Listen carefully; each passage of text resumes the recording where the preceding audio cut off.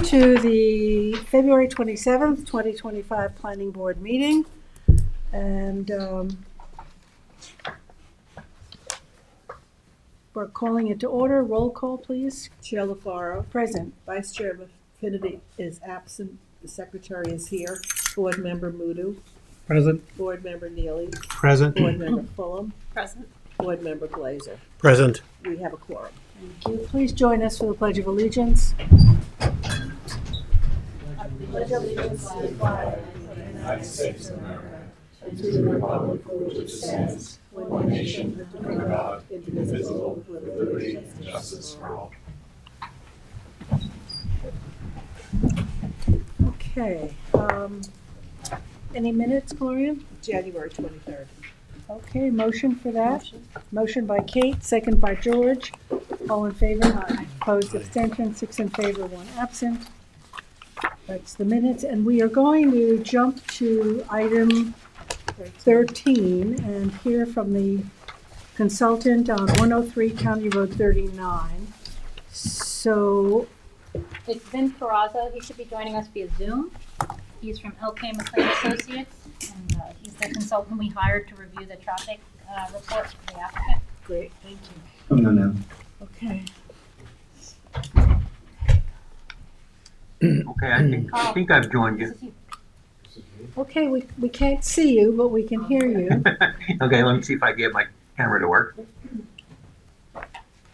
We're going out of This is order. not the map. Okay, I was gonna say, this is not me, this, you're doing. We're Montauk doing- Highway? We're County Road 39. Okay, County Road 39. Hi, everybody.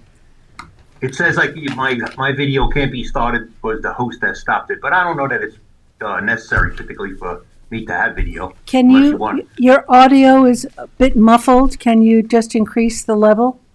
I'll try. Okay, now I have video. How's the how's the audio? If you can, better, but if you can increase it just a tad. Did you sign this? It seems to be at the highest. Let's see. I'll try. How's that? All right, we'll try to go with what we've got. So, I have it on the maximum. I have it on the maximum that I could go on my end. okay, Okay. so Mr. Corrado, and for the record, can you give us your name and affiliation for the Oh, record? yes, I'm please? sorry. Yeah, I didn't know it was my turn. My name is Vincent Corrado. I'm a professional engineer. I'm with with LK McLean Associates in Brookhaven. We were retained by the town of Southampton to review the traffic study that was submitted for this application. Thank you, and we have also, Carl, you want to give your name for the record? Carl Benacasa, 860 Montauk Highway, Watermill, New York, for the applicant. Thank you.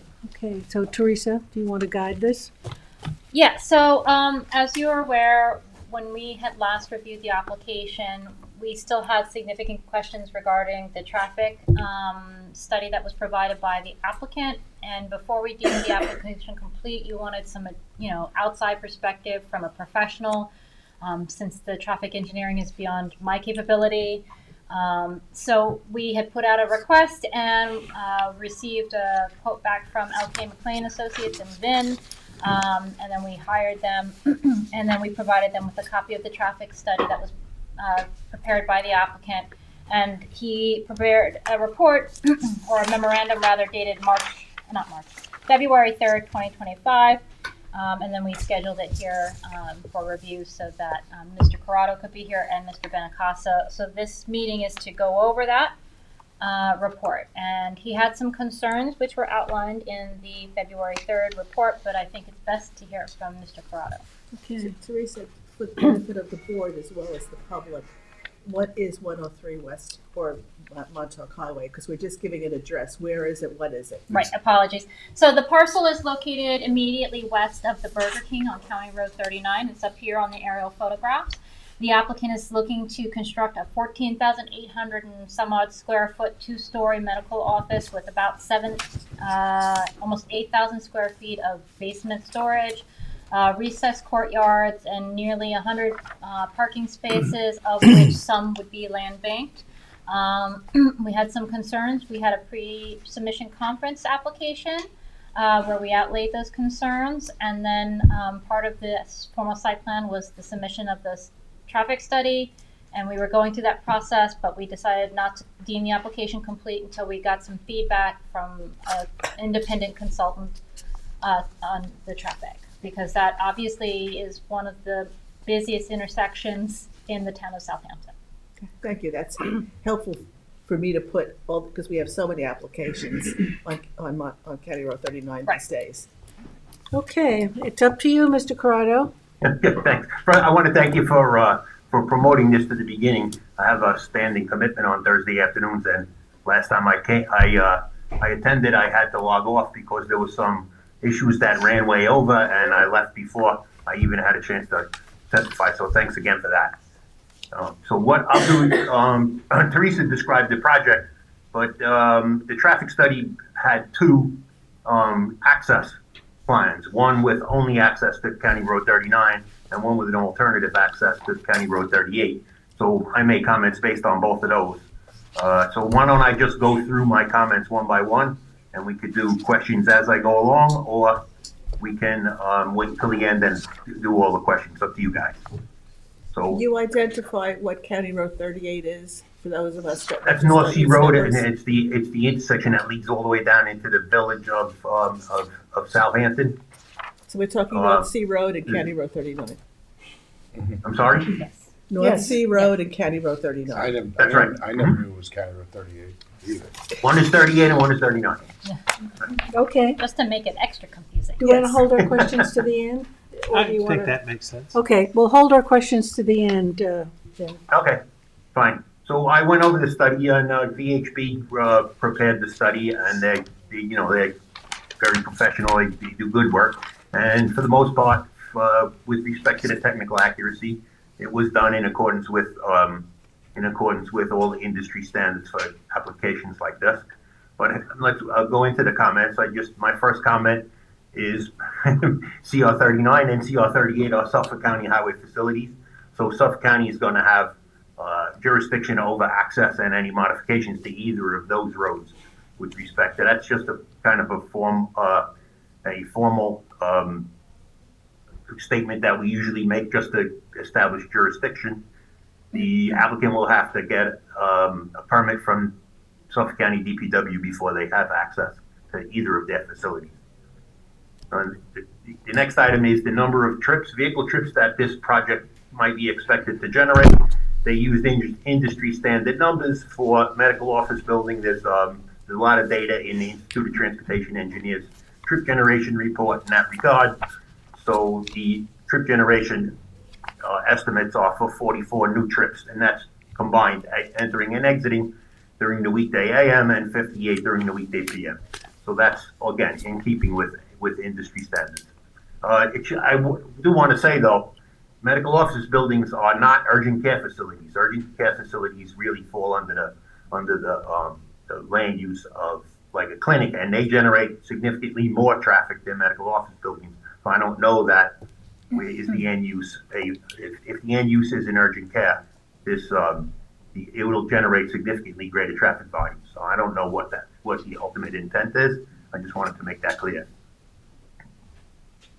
The next thing, they used traffic counts from 2022, which is okay. It's in keeping with standard that they're less than 3 years old. They used traffic counts from August, which is good because it represents worst case scenario on the East End. And also, I checked with the State Department of Transportation to make sure that the 2022 volumes were in keeping with current volumes by looking at the continuous count station that they have that the DOT maintains just east of the Shinnecock Canal.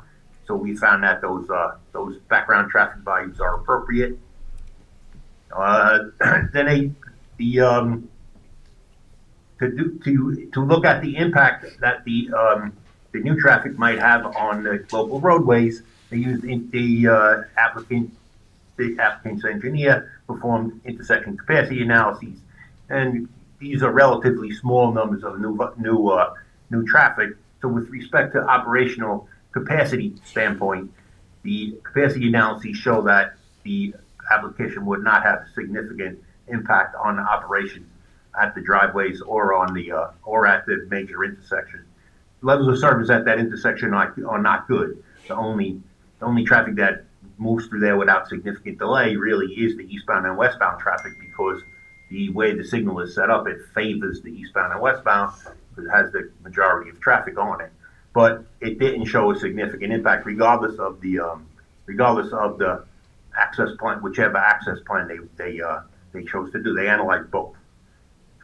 So there were a couple of little anomalies in that capacity analysis. There were some fields that they used default values when they actually had the data available and they didn't have to use the default value. It's kind of a technical, it's a little, it's just a detail. But if they wind up doing the capacity analyses over based on some of my subsequent comments, it would probably be a good idea to use the actual data. So for the sake of accuracy. Mr. Corrado? Go ahead. Would that change the analysis using the? It's not likely to change it significantly, a tiny bit. It's not. They weren't significant changes. Otherwise, I would have said, Yeah. to do it over and let's take another look.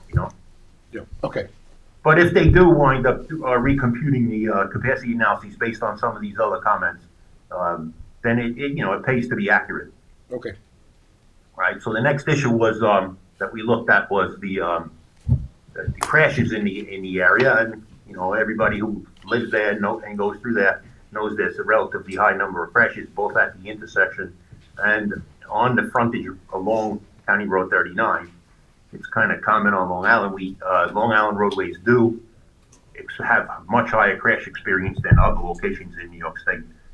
But one thing, and just based on a traffic volume standpoint, you wouldn't expect this small amount of new traffic to result in increased crashes.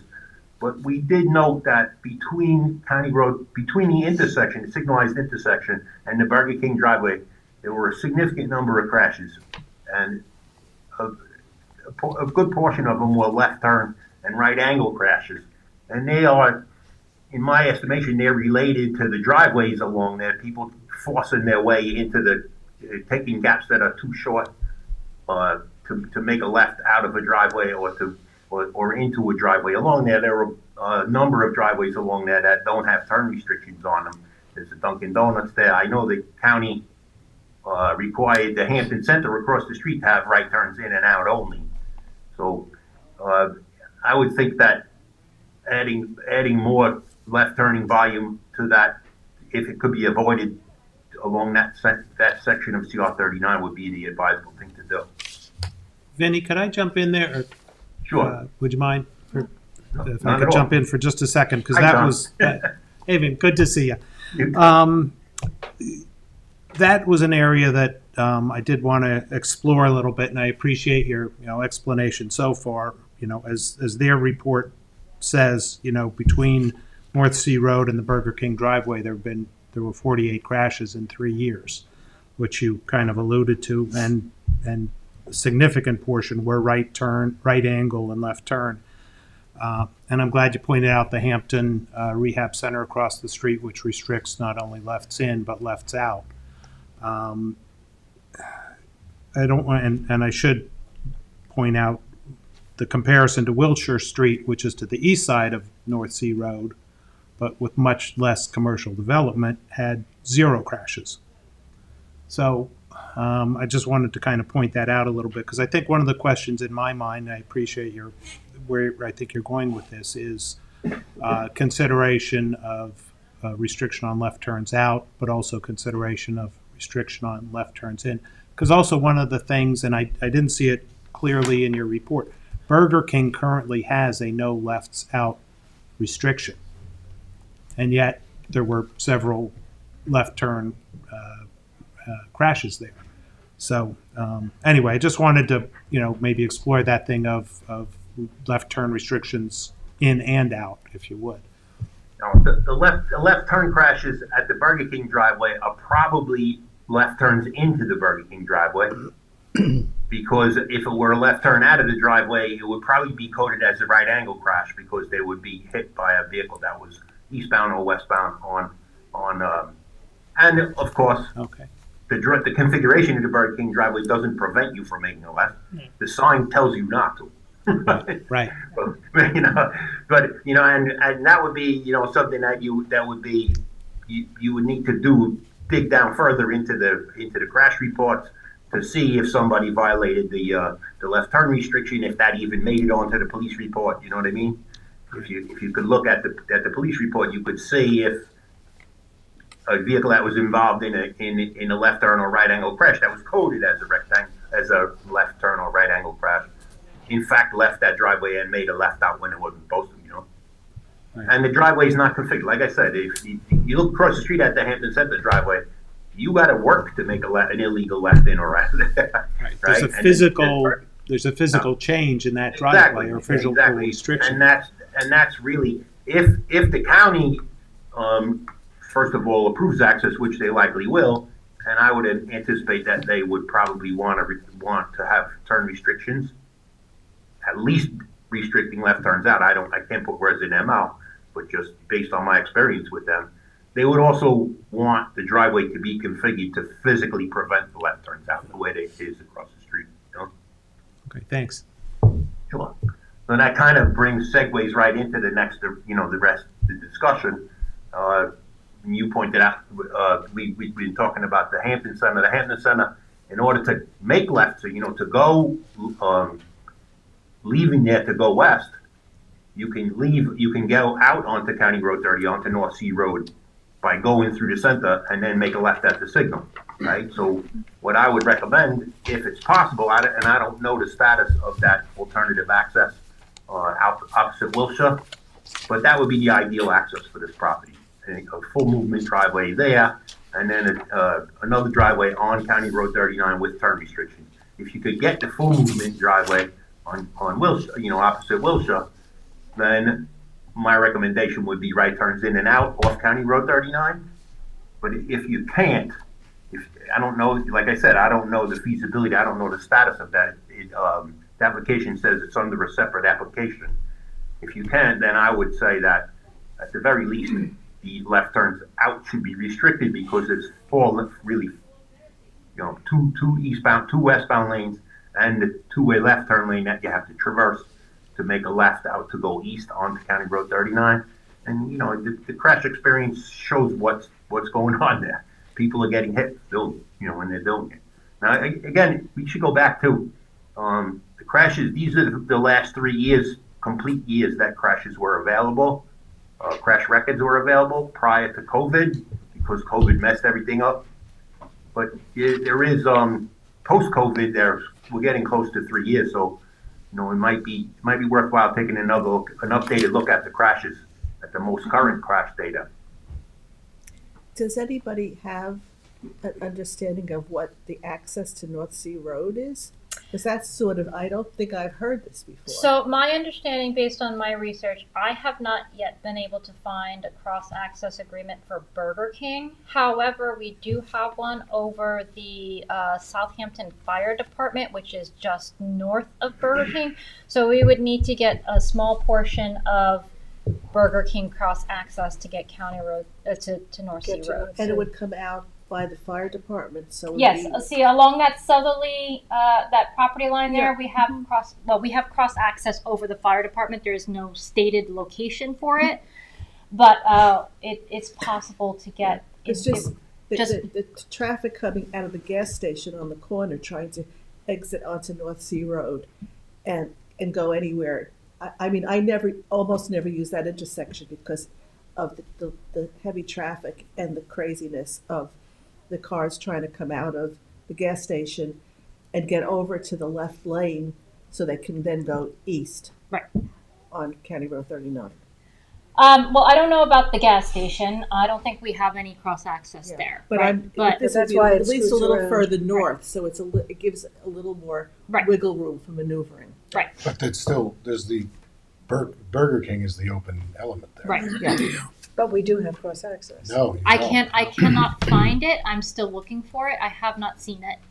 But Why did it exist when we got the cross-access for the property to the east of that? I haven't been able to find anything. But I'll keep looking. I was surprised that you didn't have it. Yeah. too. We did. I feel like I remember doing Oh, yeah. I mean, I'll keep looking through the records. I might Yeah, I could have sworn I pulled the book. Maybe it wasn't recorded. I'll look through the actual conditions of approval, but I didn't see a recorded easement. Okay, This is with respect to, cross access across Burger King to go onto County Road 38 or to connect the two properties closer to County Road 39. But both of those things are included in the application. There's also a connection on the site plan between the Burger King property and this property just north of County Road 39, but it's only one direction. It's only from Burger King into this property. I kind of lost you when you were talking about the existence of an easement for access. Is that for the connection just inside the Burger King property, just north of County Road 39, or is that in relation to the proposed access out onto North Sea Road? What we're saying is that we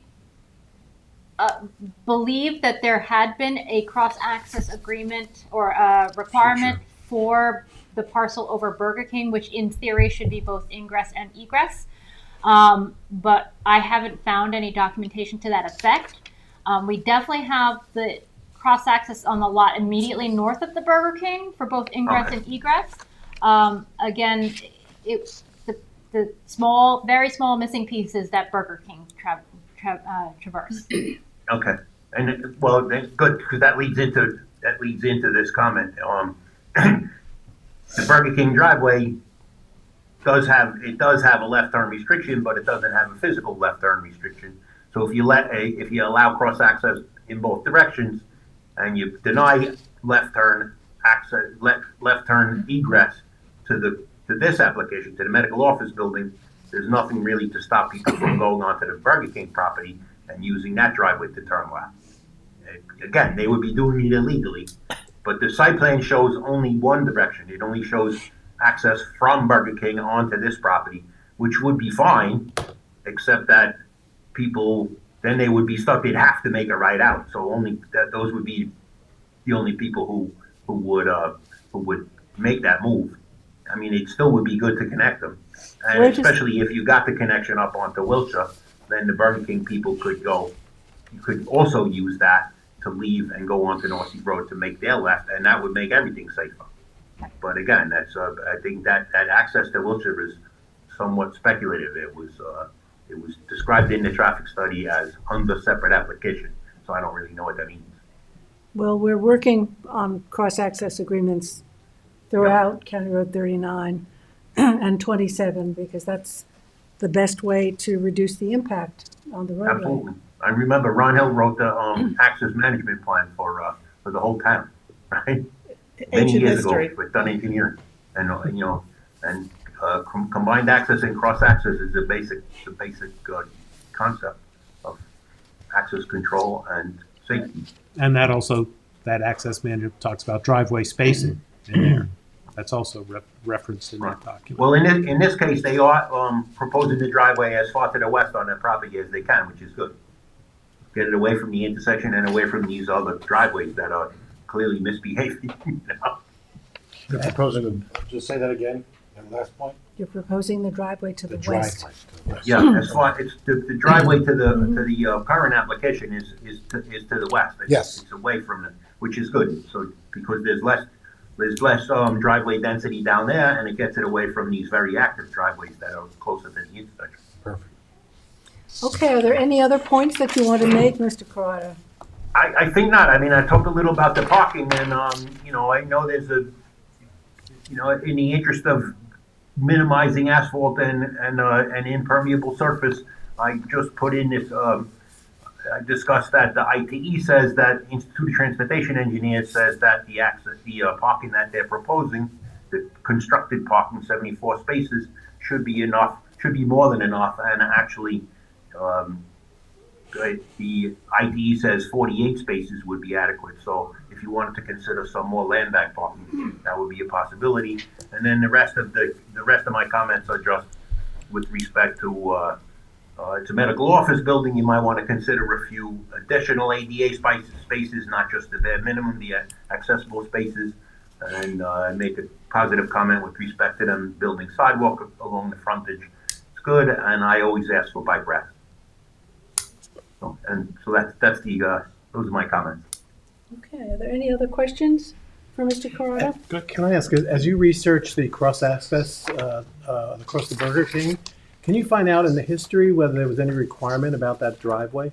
Because as was stated, the driveway across the street really prevents you from making the left illegally, right? But a lot of people do unless the driveway is curved properly, right? But I think So- that's been a progression, right? Initially, it Yeah. just be Over time. no left turn, Over time. and Yeah. then. So I just, it'd be interesting to know what we said back Relatively then. recent. So I did quickly look through the files again recently, but the Burger King site plan approval in 1997 restricted the access out of the site for left turn, no left turns out of the site. Again, it was just cursory review. I didn't delve too deeply in it. I don't imagine that they would have, required reconfiguration of the curbing there in '97. I didn't realize it was that. old, yeah. And then, I don't imagine that they would be allowed to operate without a certificate of compliance if that had been a requirement. And then, I think more of the more recent changes, other site plans that we've received were like facade changes and dumpster enclosures, that kind of thing, which would not necessarily necessitate modification of the curb cut. Right. But I will research it some more and get back to you on that. Okay, thanks. And it is tough on a narrow site. It's tough to physically prevent to build the driveway so that it effectively physically prevents the turns. Well, you If can you have a look across the divider street- island, Right. a divider island, which we've. Yeah, they tend to be little, Okay. and because you have to provide some radius, for them to turn. But you can see across the street how the bigger radius on the driveway on a very narrow site like the Burger King site, it's tough to do. I mean, I'm not saying you can't do it. You can do something. You can put it. They tend to not put a little tiny island because people just drive over it. So it's a lump of concrete. So then what it becomes is just a painted island, and it becomes about as effective as the sign. And there had been one on, I believe it's Summer Lane, a little bit west. I forget that first road intersection just west of this location on the south side had a divider for years. And when the county widened the road, they removed the divider. They probably physically were not able to recreate it without making, like I said, a little lump of concrete that doesn't do anybody any good. Okay. Okay, if there are no more questions, we'll review the site plan in the regular agenda today, but we wanted to get you on early because you waited so long the last time and you have an appointment, so. No more you. questions for Mr. Corrado? Thank you, Vin. Thank you very much. Thank you, Vinnie. Thank you very much, and thanks again for rescheduling. Okay, let's go back to the agenda and Prentice, you are on Southampton of Noyak Road.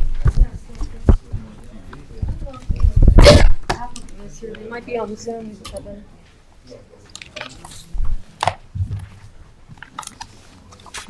Which one was it? Number 1, Townsend of Noyak Road. Would be maybe someone named Maggie, or we have Maybe someone on Ashley. Zoom here? I don't know. We were gonna attend that last meeting. Okay, You see no one? Okay. they might not be in attendance. This is Townsend of Noyak, 4490 Noyak Road. It's a pre-application for a 2-lot subdivision. This is at the further end of Noyak as you get closer to Brick Hill. I have the draft before you. It was distributed at the last meeting, so we're under action deadline. Action deadline, okay. The parcel is 49,913 square feet in R15 zoning district and New York State archaeological areas, sensor variance.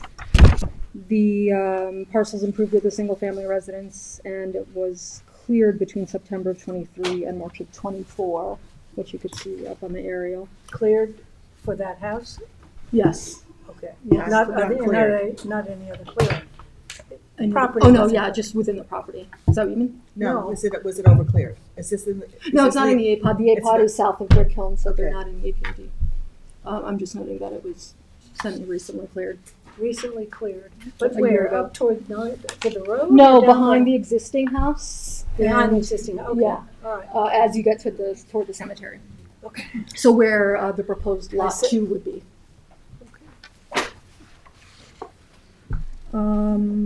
The surrounding neighborhood is all single-family residences within the R15 and R40 zoning district. And it's got the St. Andrew Cemetery just to the south. The requested action is a 2-lot subdivision with a flag lot along the east property line. And lot 1 is to be 26,585 square feet, and the vacant lot, the flag lot, is 23,328 square feet, 20,752 excluding the So, flag. excuse me, Brenda, so we have one driveway? No, It's a it's- flag lot? the driveway is, They're proposing two. They're proposing 2 on that yeah, road. the Existing driveway and a new one. existing. Yeah, The existing one is sort of where all the trees are on that yeah, I see it, northwest it's most a short portion. one, yeah. Yeah. It goes into their garage. They do have a garage at that end of the house that you have to turn into. Mm-hmm. I do have it as one of the recommendations to consider combining the access, common access driveway rather. The cluster plan was waived when the application was deemed complete in November 21, 2024. Meets the criteria for a minor subdivision. Conforms with zoning as it conforms with, conforms with, it should say, oh yeah, the zoning conforms, it's within the R15 and the lots are slightly oversized. It is in groundwater management zone 4, which I wanted to note does require 20,000 minimum square feet. It's in the R15 zoning district. It conforms with the master plan as it conforms with zoning. Secret classification is type 2, pursuant to secret and the town code, so no further environmental review is required. Phase 1A and 1B will be required as it's an archaeological sensitive area. And it is not subject to Long Island Workforce Housing Act. Park requirement, since the proposed results in 1 new residence, park fee would satisfy that requirement as opposed to park land. The public comments, a hearing was held on January 9th of this year and closed with a 10-day written comment, and there were no public comments made or received during the time period. There were referrals sent out, and the response from conservation, they noted the clearing from last year. Was that a year ago? And the disturbance to, the important wooded watershed land for Lagoni Creek, which is just on the other side of Noyak, part of the Sag Harbor Cove. And they also state other environmental benefits having been lost. They're recommending offsetting the tree cutting by requiring a landscape drawing and additional native street trees. Not revegetation, just more street trees. There is one very mature tree close to what would be the second driveway. So I have it in the recommendations for adding it. They also recommend permeable, the driveway for the proposed lot to be permeable, and the existing asphalt driveway likewise be converted to a permeable surface. The DEC had a standard response noting the northern long-eared bat and the clearing window, otherwise a permit being required. And the county just had the comment saying that they have not received any application yet. The town engineer recommends a covenant requiring 3-inch drainage. That's And pretty standard these It days. is, yeah, it's all standard language. And the fire prevention also had typical comments regarding the street addresses in the driveway. Town highway had no recommendations, and trails found no trail implications. There were no responses to date for the Noyak CAC or Sag Harbor Fire. So at the bottom of page 3, start the recommendations. So the first one I have is that the vacant lot would require a new curb cut, and the applicant may consider having a shared common access driveway. Number 2, the planning board, in agreement with the conservation board's referral response and having the applicant include a landscape plan with added native street trees along Noyak. I noted the typical planting is every 40 to 60 feet. There is an existing mature tree that's beautiful, and maybe consider adding 1 or 2 trees at the existing driveway. And also the permeable driveway note regarding the subsurface drainage to prevent stormwater runoff. Number 3, IA systems are now required for all new construction. 4, the requirement of the phase 1A, 1B for the archaeological sensitive area. Compliance with the town engineer's response, compliance with the fire prevention response. I did also add that the map reflects a fire hydrant that's to the northwest portion of the lot, but there's also one immediately to the northeast, so they should also include that. And then final application should include the Suffolk County approval, and they may proceed to the final stage. Great. Is anyone here for this, or who's representing, who's the applicant? It's North Star Engineering. Have they seen the report? They did. I sent it to them in advance of the last meeting when it was Okay. distributed. They had no comment. Okay, And I told them nothing's changed since that one because it wasn't discussed. okay. And if there doesn't any changes. Are there this is in Any final. comments from us? I do think the idea of a common driveway for both driveway spacing reasons, and, you know, if there is to be a change in the driveway,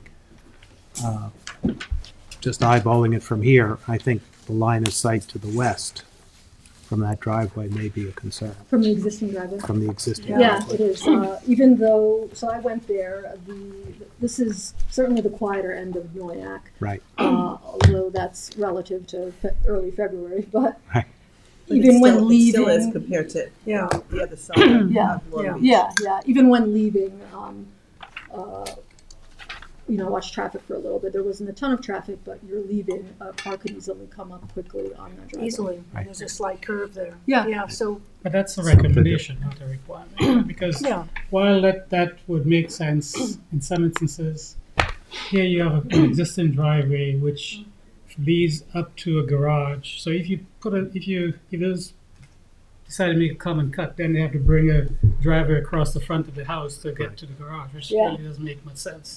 Yeah. they could Or swing maybe around all it. gets accessed on, but then that's the driveway that we don't like, right? So, It's a short driveway that's existing, so I Yeah. think they can think about it. Okay. So, make a motion to adopt this report by Kate, second by Gloria, all in favor. Opposed, abstentions, 6 in favor, 1 absent. Thank you very much. Thank you. Thanks, Ben. Claire? Figure out how to do it. Yeah, Claire here? There you are. Watermill Building Supply. Digs into a box. Box. Wow. By the This pound. is new stuff they've submitted. Got a couple people, right? So if you want to take one. Okay. Okay. And I have, I just updated the report slightly, just on the comments that we These had. are all the same. Those are all there's like a set of them. Oh. And I'll have the applicant explain them. I thought I got them all. Okay. So do you want me to pass out both the pre-app and the subdivision? Makes sense. Somebody put it The together. site plan? Yeah. Yeah, that makes sense, right? One site plan. This is- You need some more chairs? That's the One more subdivision. Yeah, there should Pass be it one. down. Take a look in the hall. Okay, you want to site plan? I don't need to get a chance. They should be put together, are they not? Oh, they're all the same. They're all, Yeah. yeah, I think I'm good. There should be a clip, so take the one with the and that is subdivision fee has on. Okay, yeah. This is your report. Yeah. Take the one with the clip. Okay, That's here's the Claire's. report. Okay. Oh, wait. That's the pre-app report that's coming, and here is the Two site plan. copies of pre-submission. that. So, I think overall, when we discussed this, there was a concern about the amount of development going on the property by splitting it, the new 15,000 square foot building, and then access to the property in terms of the 2 curb cuts, and then how you circulate around the property. Also with cross access, I do have a plan that shows how there is cross access with both entities on both sides. So I have a little plan that shows that. We can talk about it. I'll have the applicant kind of explain, they've submitted you additional information, because they've been going through this, they've been analyzing this, and they had the plans. So they put it together in a packet, and I'll have them explain it to you, and then we'll go forward in terms of the comments and recommendations. Okay, should we be looking at a particular sheet here? This sheet that starts. This one, Yeah, that's a the separate watermill packet, lumber yes. project. Okay, great. So I'm Robert Fischetti. I'm the attorney for the applicant. I have with me here Tom Farrell, who is one of the applicants, and Ron Hill, who is our DOT consultant. And then we have gentlemen from the Rayner Group here as well in the seats. And we also have Tommy Nickman, who's the head of operations for the business. So, I mean, I just want to kick things off by saying we really appreciate the feedback from our meeting 2 weeks ago. On page 2 of this handout, we itemized everying we heard. No, And- page 2 of the color packet. Page Yeah, sorry. 2 of Of that one there, this sorry. one, okay. We itemized everything we heard, and we tried to be as responsive as possible. And that includes sharing multiple options and iterations of circulation through the site, including what we think might be preferable, and also shifting the location of the building to address a concern that was raised here at this table. So we think we're heading in the right direction. We think it's improving, and we want to be responsive and collaborative. Much appreciated. So as you sort of go through this color, the packet that has the color for the front, you'll see, we put the existing site plan at the front just so you have that as a reference, but circulation plan 1 shows existing conditions, which is the first with the colored arrows. Well, so actually that's existing. So then circulation, actually number 1 is the next page. It's about 4 pages into the color packet. That's the circulation plan 1 on the bottom. And that was what we came in and had proposed. And, you know, when we heard your comments about the pinch point on the east side, you know, and we have there was concern about the parking in the berm on the southeast corner, and the traffic flow and the curb cuts. So what we did is, there's several here, but the next page is we did, on this page, you see circulation plan number 2, where the building was moved, the proposed new building was moved over significantly to the west. This opens up a direct shot from the curb cut across from Rose Hill to make a straight shot for trucks going into the rear. Am I looking at the right page? Yes, it should say plan number 2 C31. on the bottom. Plan 2. Yes, exactly. Circulation plan 2. Yes. So this modifies what we were here before you with. Okay. Yes. That building is quite. It's moved much further over. We do feel that the flow of the traffic still keeps, keeps the trade professionals and the delivery trucks and the regular customers sort of separated and organized as best we can. But we understand that we did want to see that we did explore other options. So on circulation plan number 3, on the next page, you can see that this is a hypothetical of if we kept just the existing curb cut. And it gets a lot of bottleneck here. There's a lot of traffic through the parking lot, and there is, it doesn't create the same organization that the double curb cut was. I will point out though that before I forget that plans 2 and 3, the one before you and the one just before, we've taken away the parking on the southeast corner, and we've left just the berm. The vegetation in the berm will remain, which I think will make a very different approach as you're coming down westward on Montauk Highway. It's not going to be just a sea of parking there. It's going to be the berm. It's going to be all that. So and you can see that on circulation plan number 2 as well. Remind me, the red and green, which is. If I may, Yes. so the red would be large trucks like semis, delivering lumber. And the green, we really should have 2 colors because the green in the I front. would be green. I'm going in to buy some. Yes, Washers. exactly. Okay. But there's really, and I think this is worth noting, there's 3 types of vehicles coming to the site. There's the green, which is the passenger vehicles in the front, but in the lumber yard in the back, there's 2 types. There's semis, trucks offloading lumber. Yeah. There are trade professionals, pickup trucks, things picking up.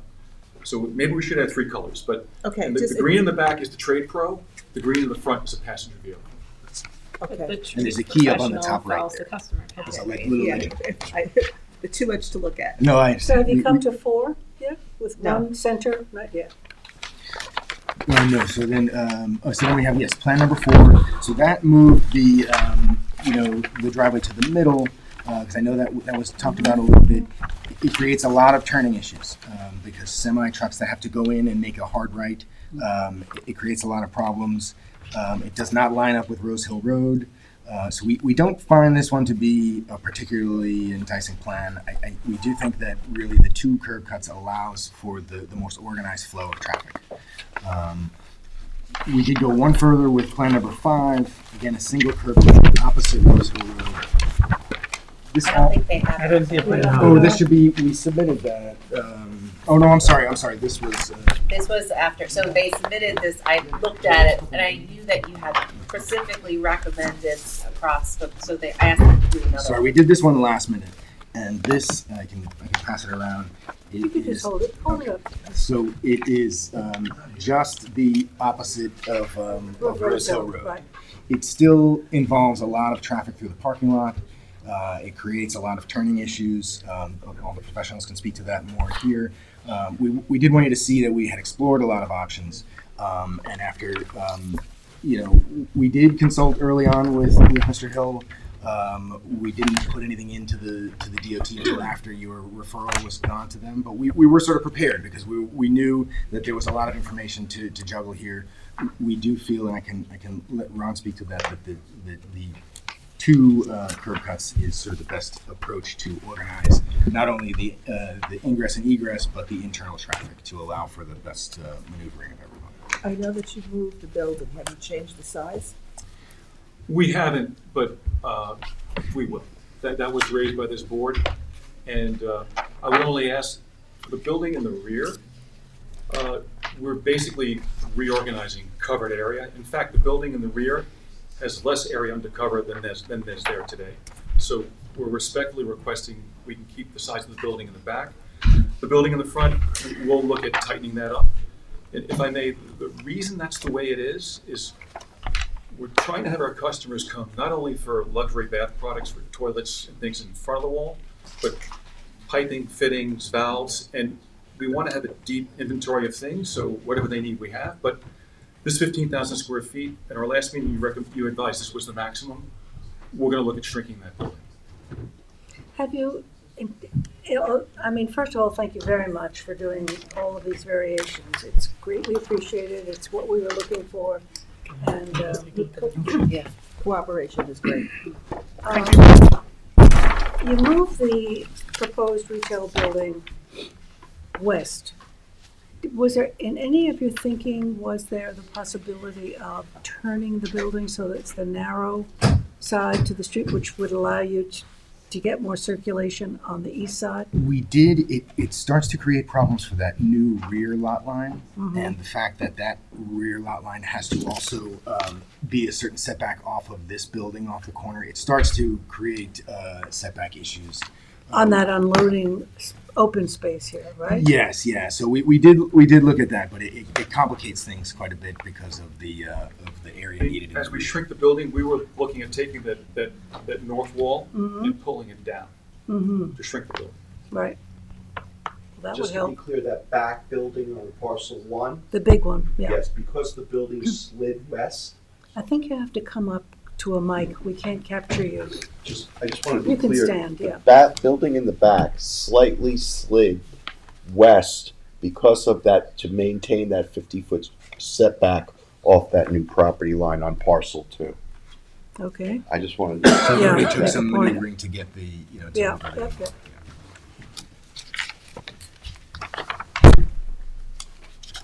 Well, I like the fact that the berm is going to be replanted. It'll look good. Yes, Agreed. and we Agreed. want that to stay. One of the nicest things of your property. Good looking to start with. Agreed. Very, very different from the first building. Yes, it reorganizes the parking lot, gets everything more off to the sides. I saw a great hammer when you first opened that new building. Is that right? Yes. Plan is, so, you know, the things that we were thinking about and the ideas that you captured, all really boil down to wanting to have one entrance and exit that would alleviate, you know, the traffic and turns on County Road 39. So. Montauk Highway, or- yeah. I'm sorry, I'm on Yeah, Highway. yeah.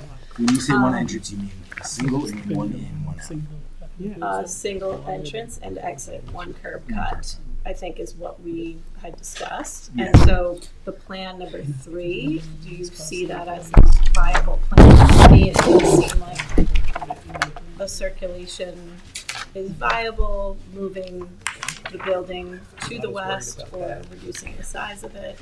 I wonder with plan number 3, it looks like maybe you shifted the lot lines a little bit too, or is that just a trick of the eye? Was still from the moving of the building. So Plan 3, even though it doesn't have a second curb cut, the building is still moved over. Yep. So that the Plan 3 also shows the building having slid over from what we were here with 2 weeks ago. So There is that a viable plan to have one curb cut? One, we received comments from DOT. They had seen this proposal 5 years ago, 6 years ago. Their comment regarding that one driveway there on the west has been the same. They actually want us to move it to the west because it's so close to the adjacent property line. And typically, the radius they want entirely on your frontage. So we're gonna have to move that, 10, 15 feet to the east to accommodate The driveway? their issue. Because you're encroaching, right? Wasn't Yeah, that they the They're comment last encroaching week? on that. comes off to the I don't know that it actually encroaches on the adjacent property, but the way DOT defines a driveway is the total throat. We have to be out of their frontage. And we'll have to work with that. But that makes that driveway more difficult for big trucks to turn into and out of. Particularly if you're talking about a big truck coming in and going in front, and it's running past all the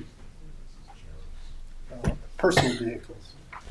Right, it but brings what it through the I'm parking. talking about is for plan number 3, you still do have the trucks going this way. So do you have a plan that shows the movement of the driveway to the east as you're indicating is Yeah, required? we just got those comments from I see. DOT. Okay.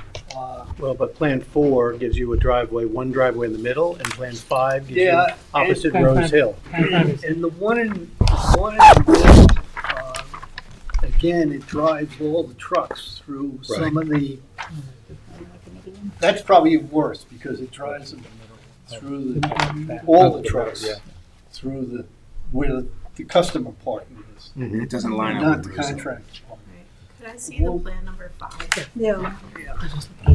What I would, 5 is the same, it's a Yes. one driveway but opposite Rose Hill. Exactly, yes. is to, Well, It's 5 two. bifurcates the circulation, doesn't it? Looks Looks Yeah. like you have the trucks coming in the red, right? Yes. Circulating, and then you have retail people for the plumbing company, customer. We have concerns about the two-way traffic on the east side of the plumbing building. It seems like a lot to put into one area where there is the forced entrance and exit of not only trucks but I cars. agree, It it's seems- a tight throat, Yeah. you know. Whereas the plan number 2. 2, has allows just for the sort of one-way traffic over there to help alleviate that pinch. the driveway opposite Rose Hill Road, DOT prefers alignment with other driveways or other streets, so that's kind of where it needs to be. The driveway on the west, the existing driveway, movements could be restricted there because it's going to be an odd driveway anyway. Probably the biggest trucks that, bringing in the lumber, bringing in the pump, are going to be big trucks, and they're going to need probably make a right turn out. They may make a left turn in at the main driveway, but they'll make a right turn out at that driveway. Well, you have a So- lot of experience with this, because this is how you're operating now. The big Yeah. trucks come in, so you have experience, yes? Yes. And would- how does that work? It's okay? But I think we're saying now we're gonna have to shift that further east. It's gonna make it a little more Yeah, problematic. either way, that driveway has to be Narrow it or changed. just move it east? Narrow, make it No, we narrow? don't necessarily have to narrow, it. We definitely have to move it east. And then if we're gonna do restrictions, we probably wanna shape it, which we'll have to play with that, you know, to Is it, put in cor- is- a channelized. yep, is it correct in assuming, if you have to move that driveway anyway, then the two viable plans, possible plans, the one driveway plan is probably 5, which allows you to go opposite Rose Hill, Yeah. and the other is Plan 2, which has 2 driveways. Yes. You have to go that way. Yes. I think And those are the most. Those are the 2 that should be on the table, hopefully getting to 1, but you're saying 1 is creating too much traffic for the trucks. Yeah, 2 and 5 seem to have the least amount of difficulties. Yeah, and that solves the DOT problem as well. Yeah, although you haven't seen a plan that solves that. Oh, okay, yet. right. 2 still has to Ron- have an adjustment of the driveway. Ron, Yep. when you're speaking of restrictions on the western driveway, current driveway more or less, are you thinking about, like, that might be in only and everything would cut, and Well, the eastern one might be in and out or something like that? it certainly would be a right out. I don't see anything wrong with a right in. A left out is definitely a no-no. Right. A left in, I have less problems with that.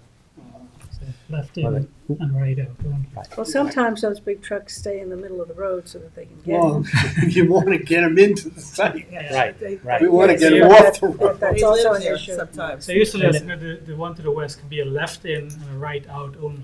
Well, maybe a left in too. Yeah, but that's what Work the left work in. that with the, Left in, right in, yeah, maybe? right, No, no not a left right, out. Right in. Let all the lefts Okay, out okay, are at the okay. primary track. Okay. Right And in should be opposite Rose Hill. if appropriate, and, you know, you were here for the conversation we were just having about the previous application, talking to Vinnie Corrado, you know, a channelizing method, We'll because see, yeah. we all We'll know see what we can signs, do.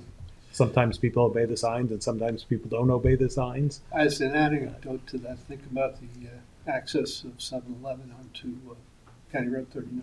Right. There is a channelizing there, Island now. It had a no left turn sign in the middle of it. It was taken out by a fatal accident Right, maybe 10 years ago. right. And has never been Never replaced. been, was replaced, yes. And I doubt if, with regard to left turn signs. Right. When they go up, they have to be ordinanced by the town board, not enforceable. Right, right, yeah, so, and, you know, and if you could just speak for a minute, because at the last meeting, and Ron did author the adopted access management plan for the town for County Road 39, so he had a wealth of experience, and we've had a wealth of experience working with him, but when you did your latest traffic calculations for the new building, you had, I think the classification was The IT, home yeah, let me explain that. supply versus plumbing, and there was like a 70% reduction. If you could With a speak to small that. use like this, or a use that hasn't been, it frankly hasn't been studied, the small plumbing supply. Well, you may not consider it small. It's a fairly small use, it generates a small amount of traffic. It hasn't been studied and it's not included. So we look for the best fit. And the best fit to me seemed to be building materials and lumber. I think that use is more descriptive of, say, Riverhead Building Supply. Right. But it kind of fits the plumbing supply. An example locally is Ferguson, the old Blackman's. I think that's between 20 and 25,000 square feet. It's a bigger building with showroom in front, and the back is where most of the traffic is generated as contractors come in, pick up their stuff, or they supply and deliver. And that's, I think that's the kind of real use we have. When I looked at the building supply lumber store, I looked at AM, PM, of the traffic, which is 7 to 9 and 4 to 6. Both of those were kind of low. So I looked at peak hour of the generator, and I have some data from IT that says the peak hour of these stores is someplace between 9 and 2 in the afternoon. And the peak hour of the generator, Monday through Friday, is 43, 44 vehicles. It was based on 16 to 18 studies nationally. The Saturday volume was considerably higher, based on only 6 studies. But when I look at Riverhead Building as compared to Ferguson, Riverhead Building has all sorts of hardware. I go to Herrick's 4 or 5 times a month. I go to Riverhead Building twice a month. I go to Ferguson's once every 6 to 8 years with a new toilet seat. My plumber goes there. I don't generally. I'll go to Revco and Electric. I'll pick up all sorts of stuff because I do my own electric. So I think in looking at it as a primarily contractor supplier, the weekday, Monday through Friday, I think is a better representation of what will go on a Saturday. And that was the rationale behind looking at that. As opposed to retail. What you're Yeah, saying. it's not Customer retail. Yeah, it's not customer. The thing is, it's not a hypothetical here because you have a business that operates in this way on the property. So it could be interesting to actually take the data of your transaction data from your POS and integrate that in. You know, I mean, it's existing and it exists in the same way. It will exist in the Individual same way with transaction. the plumbing. Right? Right, it's a You can, separate, I don't know, can you divide plumbing? well, it's a No, separate in fact, entity. I mean, you have it's going- separate doors. In fact, it's going to be slightly different, because right now, we offer mainly what we call front-of-the-wall product, you know, toilet bowls, bathtubs, things of this nature. And we want to give our clients and customers one-stop shopping for valves, fittings, and piping. So, and one of the reasons we kind of grew the new building to 15,000 square feet is we want to be one-stop shopping for our customers. So it's not exactly the same. But you are that on the lumber side already. Oh, the right? lumber is exactly the same. Yeah, I mean, I've shopped there. No, I'm just saying, inside that lumber building is where the bath and plumbing is today. We're gonna pluck it out of there, put it in the new building. And just- expand it. Right, but And if just you in total took, transparency, I want to make that clear. yeah, if you took the POS data from the existing operation and you could see how many transactions that you had, that's the number of trips, right? Not And necessarily. apply that to. And with traffic, we tend to count just the in and out volume. If we really wanted to do a study on this, which I don't think is necessary, but if we did, the better thing to do would be to use the ITE data for this, which they're doing some stuff that isn't ITE, but when it's done, your lumberyard building and the back of that will be more typical of, say, Riverhead Building. The new portion will be more typical of Ferguson's. And the ITE way to do it would be to actually see what's going on in Ferguson's and say, that's the new traffic. So, separate question, with Plan 2 and 5, which seems to be the ones we're zooming in on, the lot is, the lot line on the west side is moved to the west, correct? Yes. Okay, so it changes the size of the lots. Do you have any other issues that would be triggered if those plans were pursued? I mean, we need to go to the zoning board either way for the building Okay. size, but it doesn't create like lot coverage, just that 15,000 square And then foot. no setback issues? No, we kept it so that it meets the setbacks. Okay. It's just the Do building that's you, moving do you over. have, Yes, we have to move us. We have to take on a pretty decent expense of. There's a septic system between the buildings now, so we'll move that out of there. can we talk circulation a little Yes. bit? Yes. So I'm looking at 2, and I'm looking at the red lines, which are the semi-trucks, okay? And you have those trucks going onto the new lot that you're creating. So is it your intention to create some kind of an access agreement, easement with Yes, that there has property? to be some share. We want the properties to be, separate enough as possible. But when being realistic, we understand that in order to make a realistic flow of traffic, there has to be some shared use. So, if way down the line, they are, separately operated, they, will be an organized use and it'll be just sort of limited to that traffic flow. But we didn't see there was a way to have them totally operate independently. Okay, so maybe you can walk me through this. So I'm a truck coming in with a delivery, right, of lumber. I go north, I go around, and I dump it here, and then it's moved into the shed? If I may, Yeah, Tommy, he's head of operations, he can explain this. good. The I chair don't know what you were Okay, pointing at. so I'm just going through a circulation Yep. scenario, right? So the truck comes in loaded with lumber, right? Goes north, comes around. Does it dump it here in this lot, No, or it does would- it go No, you through gotta the follow shed? Jackie, I think you gotta follow Yeah, the arrows and the red It would line. dump in between proposed storage building and existing retail building. But I don't think they're entering on the west, though. They're entering on the They're entering here, Make a right. coming around, So I think on right? this one they're entering on Going both. here. They could enter on either. Oh, okay. Oh, I see. And then exiting, going around it that way. Does that answer your question? No. So they would offload. There's two places they could offload. In between Here, what- those two buildings. You have it there? I'll draw. Just hold it, It's just not- hold it up. Hold it up and go through a, These are smaller though, you might want to use here, larger. here's this one. And walk us, this is Plan 2. Yep. Walk us through the circulation. No, you don't have to mark it, just hold it up and tell us. Depending on which side they come in, either right here. Well, they come in now from the western portion. Well, From the this west. shows they can enter on either side. So current Not the big trucks, right? no the big trucks can. You see the red on both sides. Oh, they do. Yeah.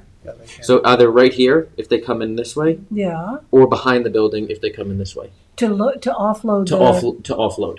So they never go into the shed.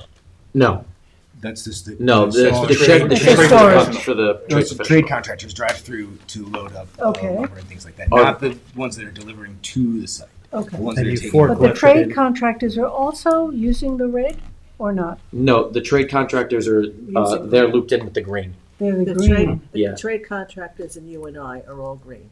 Okay. So the only people who have access to drive through the building are the trade contractors.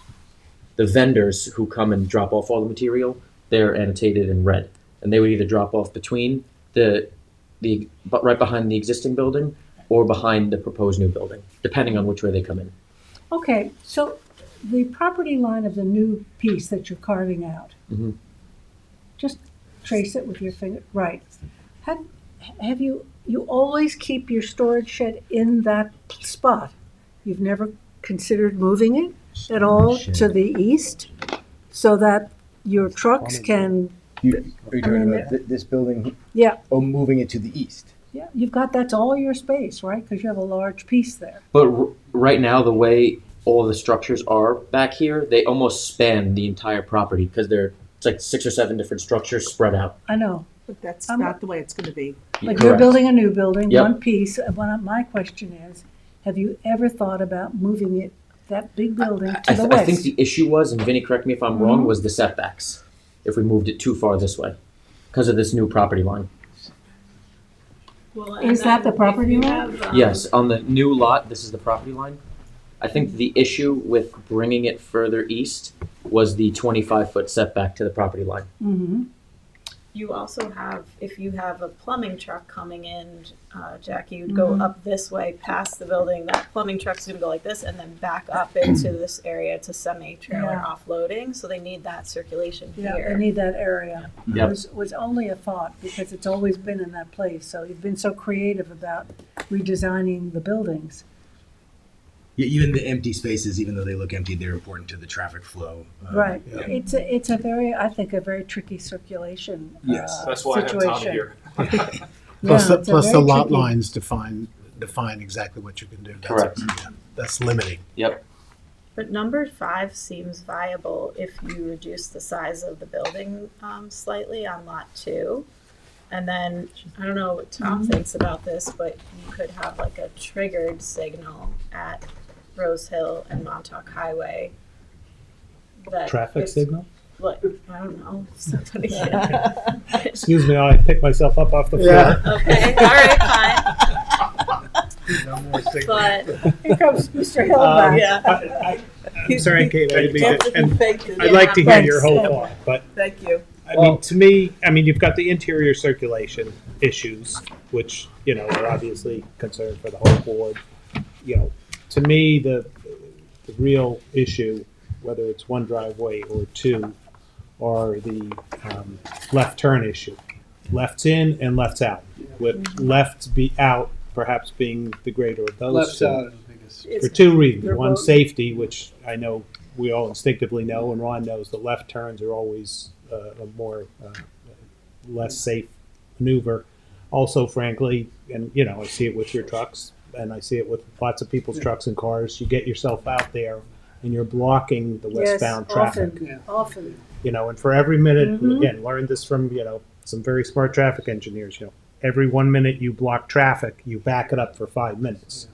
Yeah. So when a truck or passenger vehicle blocks that road for 30 seconds or a minute, you've just backed all that westbound traffic up again.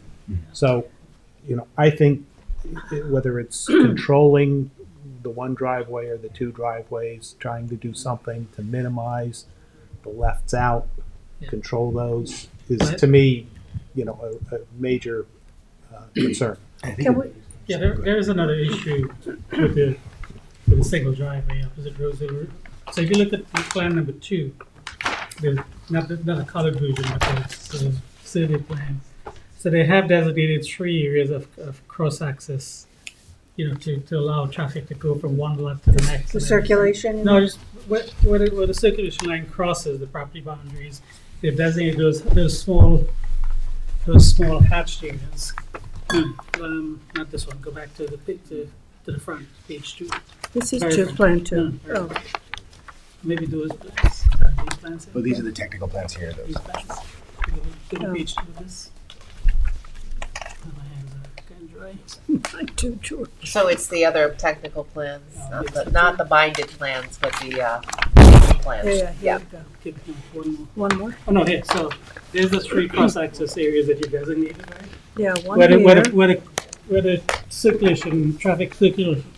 traffic circulation lines cross the property boundaries. So you've designated Yeah. them here, here, and here. And those are the only cross-access areas you have to allow circulation from one property to the next, Just between our two properties. between your properties. Yeah. Yes. Yes.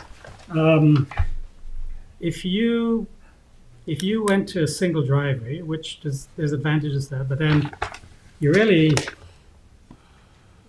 this entire section of roadway coming in has to be a common driveway access to all properties and all buildings. Right, because it can just, these can only be served by crossing the lot 1. Yes. You know, so that creates a big. I think the cross-access will be the Insurmountable? entire property. It's Right. going to be. They're not gonna put, there's trucks and things, just like BMW, the whole thing is open, you know what I mean? It's going to be the whole, it's not gonna be, oh, you can only do this 20 feet, because you can't, When you You don't can't even block have it a with viable trucks. plan presented for option 2, right? Because you're saying you're gonna have to move that driveway to the east, and there's not even enough room there, so I think But we kind of have to look at And I option think if you 5. use that driveway to the east a little bit, and that really should be a left turn in to enter the site coming east, and only to a right turn only going out. So you don't really want anybody coming in and turning that right. Which, the westerly one or The west. West, yeah. Yeah, I think our Yeah. feeling is if, you know, the 2 curb cuts, while we understand there are some problems to it, I think we would definitely like to explore those limitations on the thing, so that way there's not, and I'm not the professional on this, but a single curb cut with all of the trucks going in and out, it seems like it's a lot of activity in one spot, whereas even if we move the westerly curb cut over 15 feet, there's a pretty good stretch, especially if larger trucks are able to move in quickly, they're not holding it up, there shouldn't be a real buildup of cars there, and it does allow, them not to all be concentrated going in and out of this one small stretch. Have you ever taken a left out of there? Well, I Oh think my this will gosh. alleviate some of that, though. There are because- a lot of bad. the special trade contractors, they're all going left. It's bad. And they jam up the traffic. Right, so that's what we said. We, going we west. restrict those left turns, but still keep the second curb cut. I think that's sort of, does a little bit to solve both problems, in that we're not all going through the one space, One but would there's hope. not people making lefts out and slowing things down. I have a question. Yeah, go ahead. Have we looked at cross-access, general cross-access to this lot? Anthony, can you So we bring it up? have two cross-access in place right now. Okay, let's take a look So, at those. but it goes to Scuttle Hole, I've gotten 3 copies if you could share. It goes to Scuttle Hole Business Park, which is to the east and being constructed right now. And there is a retaining wall, I believe. I meant to get out there in there between, is. but I didn't. There's a training wall there. So there's like a limited area. It's from that green spot, and you could go north probably, but that's where they designated it. The other one is that office, which is a vet? No. The one in the landscaping front is a business. vet. The landscaping business. Yeah, they're And they had a small cross-access that it kind of doesn't make any sense to even implement that, but because it's such a small piece of property. But those are the two ones that are in place. So one Go ahead. immediately Yep. Where's the second one? here, and where's the other one on the It's other right there. side? It's right. Instead It's of on the green, green. Maybe a little green. I'm trying to get something Oh, that here, pops. here, yeah. Got it. Yeah, it's Yeah. on the front. It doesn't This one really. It doesn't do No, that there much is a to solve. cross-access with that parking lot to just touching like the handicap spaces, very near the handicap spaces on your lot. But again, that I don't know if that makes sense to Doesn't actually do us implement. anything. Yeah. There's a problem with connecting that far back because, Well, you have the size of the trucks. well, that too, but the area behind the buildings tends to be secure. If you look at any of these things. So like at night, most Revco. lumber yards lock I up. definitely understand that, but some of this project is to put stuff inside, right? I mean, I don't know anything about the outdoor storage that's going to happen There's on the still property. gonna be a lot outside. Well, stuff. that I don't have a handle on yet either, so that's another question I have for the board. So we need to kind of get a handle on that. Even But just yeah, I activity understand what you're wise, saying. it's, there's going to be, Well, even forklifts and with things like that. pickup There's things in that the site, Yeah. you're not worried about somebody coming in the middle of the night as much as the guy picks up 20 2x4s instead of 6, Mhm. and he's got it at the building place. You check out with a ticket, and the guy sees what kind of lumber you have. So you can't. Otherwise, you got to put another gate and another person. there's a out. guard booth at the front to make Yeah, sure I that mean, you're. that's Yeah, so we own need an internal explanation security of how that systems, operates. Can I just suggest, I know it's Yeah. been, We have to go we've on. already Yeah. talked for Yeah. a bit, and it's a good, I mean, this needs a lot of time. I can update all of this for you. I'd like to put some more information in here. I want to get a handle on the parking, outdoor storage, and maybe you and I can meet in the next week so we can get you reports to go forward. But I do think we do need a traffic study. I really do. I think it's hard to make a determination of like 2 exits, 1 exit without you having a traffic study that Ron and this he'll prepare, and then you get an expert to weigh in. It's an important project. It's not small. Yeah. So that's my recommendation. We need to kind of define a scope. Can you, Because I'm just doing small stuff now. Mhm. So if we're talking about doing intersection counts and capacity analysis, we're gonna have to send that to somebody else. Okay. So it depends on what you think is the scope. You can talk to Vinnie about that. Yeah. Tom, what do you think? Well, I think Claire brings up, some of the important points to be considered here, along with, and I would like to give less of a glib response to Kate's mention of a traffic signal. Sorry. Well, I can respond to that. I'll tell you, it isn't gonna happen. Kind of determination would be made by the state DOT. Most, that's generally how a process on a state highway, they would review the application. They would say to the developer, we think, and advise us, we think a traffic signal needs to be placed here. So that would really be the determination of the state. We would The- have to do a warrant study, and Right. frankly, while our And there have been- clients help for a successful product, There have been. there's no way it's gonna generate enough traffic. Residents, right, I tend to agree with you, but, also residents have requested, the idea of traffic signals at several, intersections between, County Road 39 and Bridgehampton. Those requests are, coming forward. We heard them as part of our traffic task force work. I do believe the town is going to be asking for the state to do a corridor study of this whole area. I can't speak for the town board, but, been involved in a number of conversations about it and with the Watermill CAC. So I think there will be some action perhaps at the state level, which may dovetail with, certainly they would take a look at this application as part of, whatever work they might do. But back to your point, I think it might be important. If it would all be possible, it's just a request from me. Ron is very familiar with our project. If there were a way to establish a scope that was acceptable to the board, but to have Ron do the work, we would really appreciate that. I just don't, I feel like from your discussion, the board members, it's beyond my expertise. It's beyond my expertise. It's like I can't say what a 2 or 1 and how much traffic. I just know that it's a parking lot somewhere, and if it's not, they're speeding by you, and you cannot get out of the site. Yeah. You can't take a right out of the site. Yeah. So let's continue to look at it. And it's not just your site. And it's also let us Deerfield know- Road, it's all these streets. Yeah. What percentage of reduction of the building you're thinking about? It's going from 15 down to 13. I don't know. You know. Something of that magnitude. Okay, so let us know that, because that might be able, we can shift something or move something. I mean, it's an open site now, so we have an opportunity to move the monopoly pieces around and make it the best that we can for the town and for you, Thank you. So, what should we do, Claire? I'm going to Rick- get the report. I'm going to put all your comments in a report. Okay.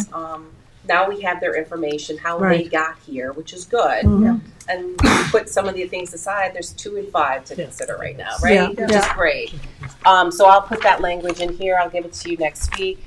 You and I should meet early next week, and then we could get a game Good. plan. But I'm going to write something up about a scope, just traffic. kind of based on similar projects of the similar size. Right. And unfortunately, I think it's a traffic study with counts, but Claire, even with 2 and 5, 2 would still have to be altered to accommodate that west driveway, the move of the west that driveway. makes sense right? to me. Yeah. Should we do that first? How, So you have the altered driveway. yeah, how That far, is like a new 2. how far do you have to move it, east, right? I'm not sure. I think 10 feet, 15 feet.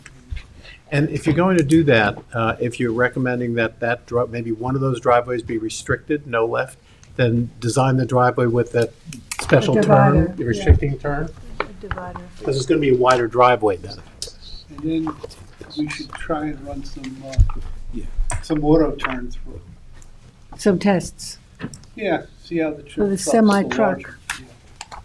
So just to, not to push it all, but just to be clear, so the board is not comfortable with, you feel like more information needs to be put into the reports before you're ready to adopt them? We have to digest it, look at it.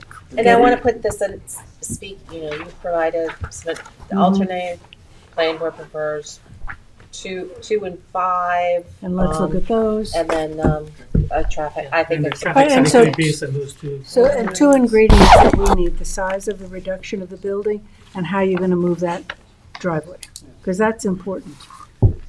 Even if any traffic person looking at it. Thank you very much. Thank you, we appreciate the feedback. Yeah, we appreciate you working with us, because It will be that's, good when it's done. Without a doubt. yeah, Thank you. thank you. Thank you very much. So there's no action. Yeah, but it's pre-submission and Okay, I pre-app. just wanted to make sure we don't miss. There's no It's something the punishment. board had to do. I just didn't It's want not to like miss you that. can then go and file something. You still need to be, so it's fine. Yeah. Thank you so much. Note to myself. Thank you. So Claire, the next one is a releasing of a maintenance bond, number 3, Yes. Post Fields. Post Field. So it's a subdivision. We have a maintenance bond for the roads. Everything is in order. Tom has signed off on it. The amount is $157,694.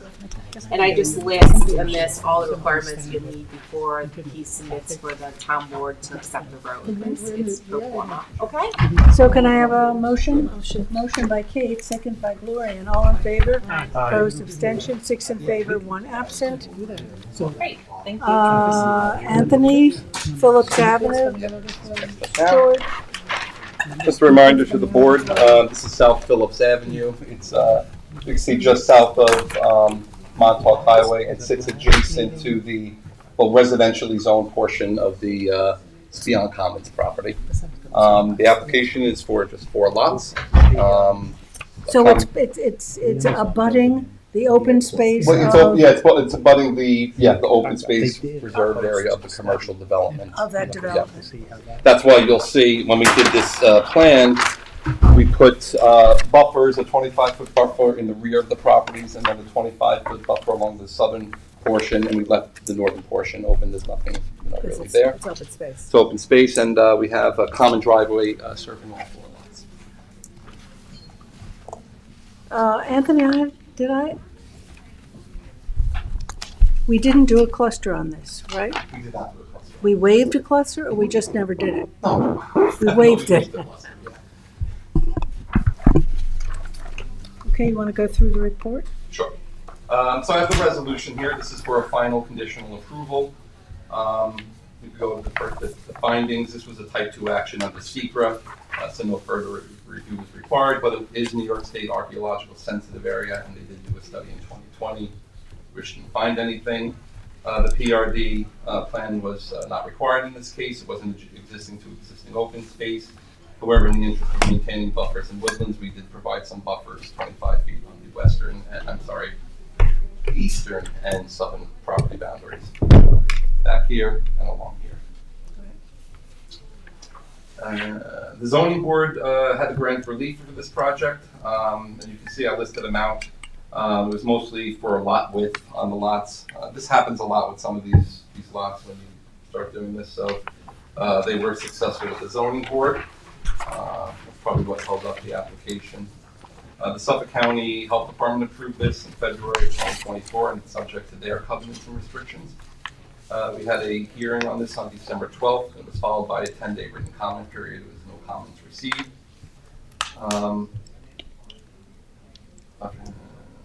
Number 6 is a mistake from the previous. Number 7 just talks about the yield, and this obviously was established with some relief from the zoning board, but not the lot area. The 1.5 times requirement for the flag lots, the zoning board granted the relief for the lots, so we're sort of stuck with, but the lots more than conform to zoning, I think are very consistent then with the pattern of development in the neighborhood. In this case, we're not requiring an on-site park, so and it's for 3 lots. They have a CO for the existing house, so it's for 3 lots at $12,082.45 per lot, so a total of $36,247.35. Lots 2 and 4, subject to the 25-foot buffer along the easterly property boundary, and then lots 3 and 4 are subject to the 25-foot buffer along the southern property boundary. The map is in agreement with the pre-app report from 2020, and the 4-lot subdivision is not subject to the Long Island Workforce Housing Act. The next one here is the memorandum from the engineer. He approved the common driveway plan, so I'm just going to put that in here with the date of the memo. The the Landmarks and Historic District Board gave a very, very thick, detailed description of the existing house from 1925, and it's actually a really interesting read. It's still in the same family. There's some connection there. But you go through a very, very long history, so all they were recommending is that the existing dwelling be retained, because of any number of reasons. And it says any application for construction and demolition should be referred to landmarks. that is the case. It's flagged in the system, so before they can do anything from building, they have to go to landmarks. The Conservation Board provided comments, so we know that it's in the bat, long-eared bat. We talked, the environment talks about the importance of the natural vegetation on the site, and then they recommend clearing restrictions for the property. We get this a lot. We do it where we can, and it becomes very difficult on some of these lots. As it is, we have the buffers, which we got. When we start imposing covenants, clearing that are not within the aquifer, because what happens is they go to the building department and they don't have the aquifer protection overlay district. That's the first thing to stop them, from clearing. It's by covenant. So we do it where we can. I just don't know that I would recommend clearing restrictions in this case. But that's going to be at the board's discretion. Can we talk about that a little bit? Sure. It's a fully wooded site. And I know we're putting buffers in, but do we know where these houses are going? Do we have a site plan? Yes, but we don't. They're just based on the conforming building envelopes. We don't look at location of buildings and siting like that, unless you require a site plan. But we've confronted this with several subdivisions, and what happens is that they wind up being overcleared because the contractor or the builder comes in and says, well, I couldn't put in the septic because all these trees were in the way, so we had to cut the trees down. They build houses that are too big for the lot to start with. So we had talked about requiring some kind of limitation or construction. Well, to that point, in this particular case, aside from the buffers that I recommended, if you're requiring clearing restrictions through the covenants, then we would then put in that it would have to be delineated by your, the snow fencing and everything else, and prior to issuance of a building inspection. But if you don't impose those, there's no aquifer protection here, so there would be no recommendation. They could then clear cut the property. So Right. So we're trying to. Yeah, and listen, it's very common for the Environment Division to give us these types of comments. Right, well, there's so few. Look what the vegetation that's left. Yep, no, absolutely. I was, trying to get a sense of how this property, 94, there was nothing there. 96, this whole property, if you go back to the 30s, you can see it was all farmed. And so since the 90s, you can see the spotty vegetation starts coming back, and then it's obviously filled in. Can you zoom out a little bit? What's it, zoom in? Can you zoom out a little bit? Oh, yeah. It just mentions the proximity to Seatuck Creek, and so I just was trying to orient myself to that. Is that down to the left? Okay. Pretty far away. So what you're saying is we have no mechanism. Aside from doing a covenant and imposing the clearing restrictions, that would be your mechanism. But there's no aquifer protection requiring the clearing. Did you say you don't recommend a covenant? I'm recommending the buffers in this case. We do a lot of these clearing restrictions outside of APOD, in Shinnecock Hills, for example. A lot of areas of the town where, they're on the opposite side of the Aquifer Protection Overlay District and fully wooded. I'm left here with this scenario, so I defer to the planning board, but it becomes very hard to monitor properties like this. So it might get missed in the building permit application process. It will be missed. So why is it only 25% of 25-foot buffer? Why don't we put a larger buffer in? Well, I think you're just trying to screen the existing properties. The lot areas, they're not tremendously large lots. You start putting in a 50-foot buffer and we try to generally keep them buffers within the building setback, so because they don't affect the buildings as envelopes. So that was the rationale behind it.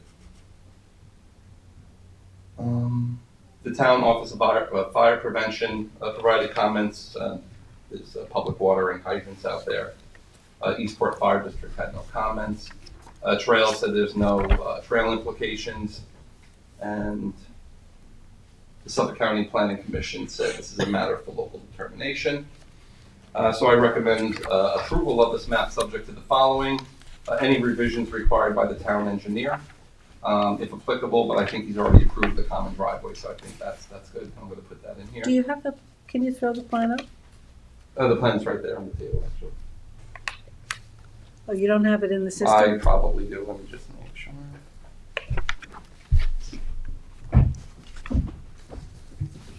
Sadly, it's show and tell.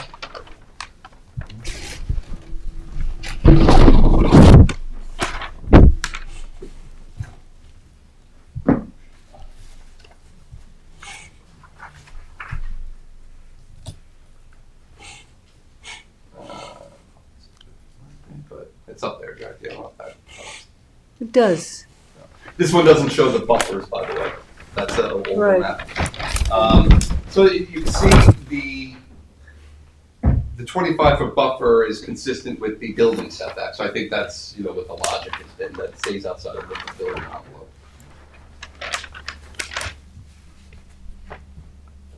And the square footage of the lots? 40,000 square feet, give or take. The two in the front are 40,000, the ones in the back are 47 and change. So they're an acre size. Acre lots. So putting a 50% covenant wouldn't be unreasonable, because that would be, if they were in the APOD, that's what the restriction would be. Yes. It may never get enforced. Well, I mean, obviously you can't make decisions based on that because that could be any scenario. But if the board's inclined to, and I'll see if the applicant's here, because if the applicant isn't here for some reason, I'd like to give them the opportunity to know that then. But at least the buffer would be much more enforceable, I guess, is what you're saying. it's because it's a yes. I mean, it's just. If we have had a covenant, you're saying, right? Yeah, but because it'll be shown on the filed subdivision map, a survey that gets prepared for the property is going to show that 50-foot buffer or 25-foot buffer when they go to the building department. Again, it gets at the board's discretion. I don't have a problem imposing the 50%. What's the standard lot coverage for R40 zoning? The lot coverage is the same basically throughout the town. On the larger zone, you get a 5% building coverage. And in the regular zoning, that 1 acre, half acre, all that stuff, you get 20% building coverage. You get, just so the board knows, the laws change, you get 50% rear yard coverage for accessory buildings and structures. It used to be 20%, that was changed to 50%. The zoning board gets a lot of applications for rear yard accessory coverage, so that's the rationale.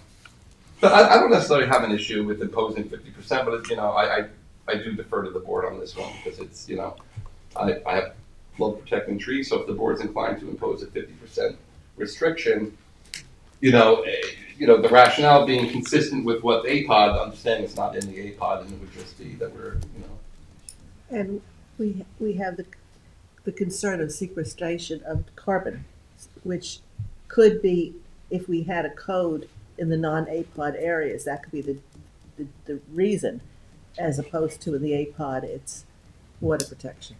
Right. But we don't have that code. Yeah.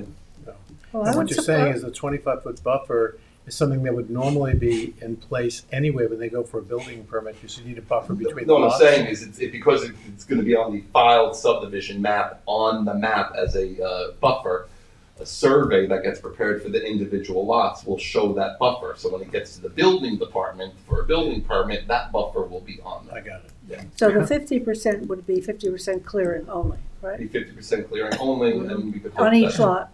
On each lot, and hope that the building department requests covenants, because they're gonna say it's not an APOD, it's not subject to clearing.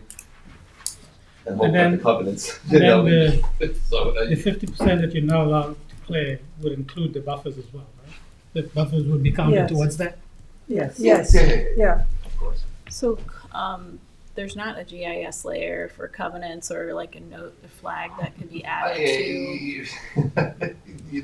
There's lots of. I mean, because they're like building department puts flags or looks at flags all the time in Yeah, GIS. yeah. so I mean, can when the you map gets add filed, that layer? When this Not map you. gets filed, that layer for the 25-foot buffer, by the way, it will eventually show its way in GIS as one of those blue easement areas.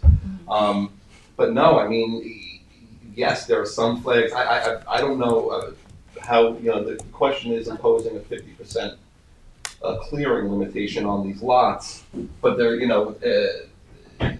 for a covenant, it's not in the Aquifer Protection Overlay District, so. Building department will catch that. Well, that's the question. She was asking about covenants and if there we have a.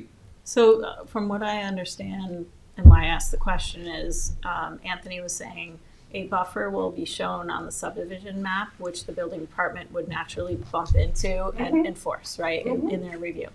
The covenant, as I'm understanding it from this conversation, would not naturally be discovered by the building department? May not be, but you were asking if we did about flags on the system about covenants. And That's so what how would the building department learn about a covenant if it's not, if they're not bumping into that naturally? They typically do review the covenants. They actually have cheat files. They Okay. will go, they will pull it, they'll pick it up. We can also put note on the map. That's probably the most The accurate best, way, yeah. because they will Right. open up the subdivision map and they will check it. So that's another way to flag, but we could flag it too. Yeah. So the Because I've had access conversation to was, flag it. oh, why would we bother doing a covenant? Because the building department would probably not see that. Well, we could create a mechanism for knowing that. And Claire has For the them to know ability it. to issue flags for properties. I Okay. have no such power. You have no power. I have a bag Well, for it. I mean, I really would support the 50% because Yeah, I'm I don't fine know with how that. we missed a cluster on this, but, we would have gotten some nice open space along that. So I don't know how the rest of the board feels, but. No, you actually, want- to be quite honest, because it's not an aquifer, because it's not in the climax soils, you would have got 25%.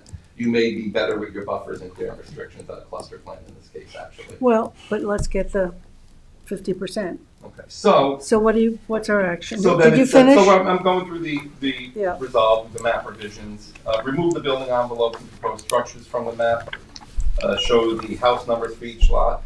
They're gonna need a notation regarding covenants and restrictions and the common driveway.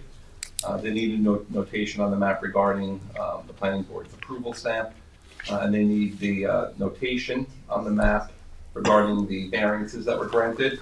And then we're also gonna put a notation on the map indicating that lots 1, 2, 3, and 4 are subject to a 50% clearing limitation of the area of the lot.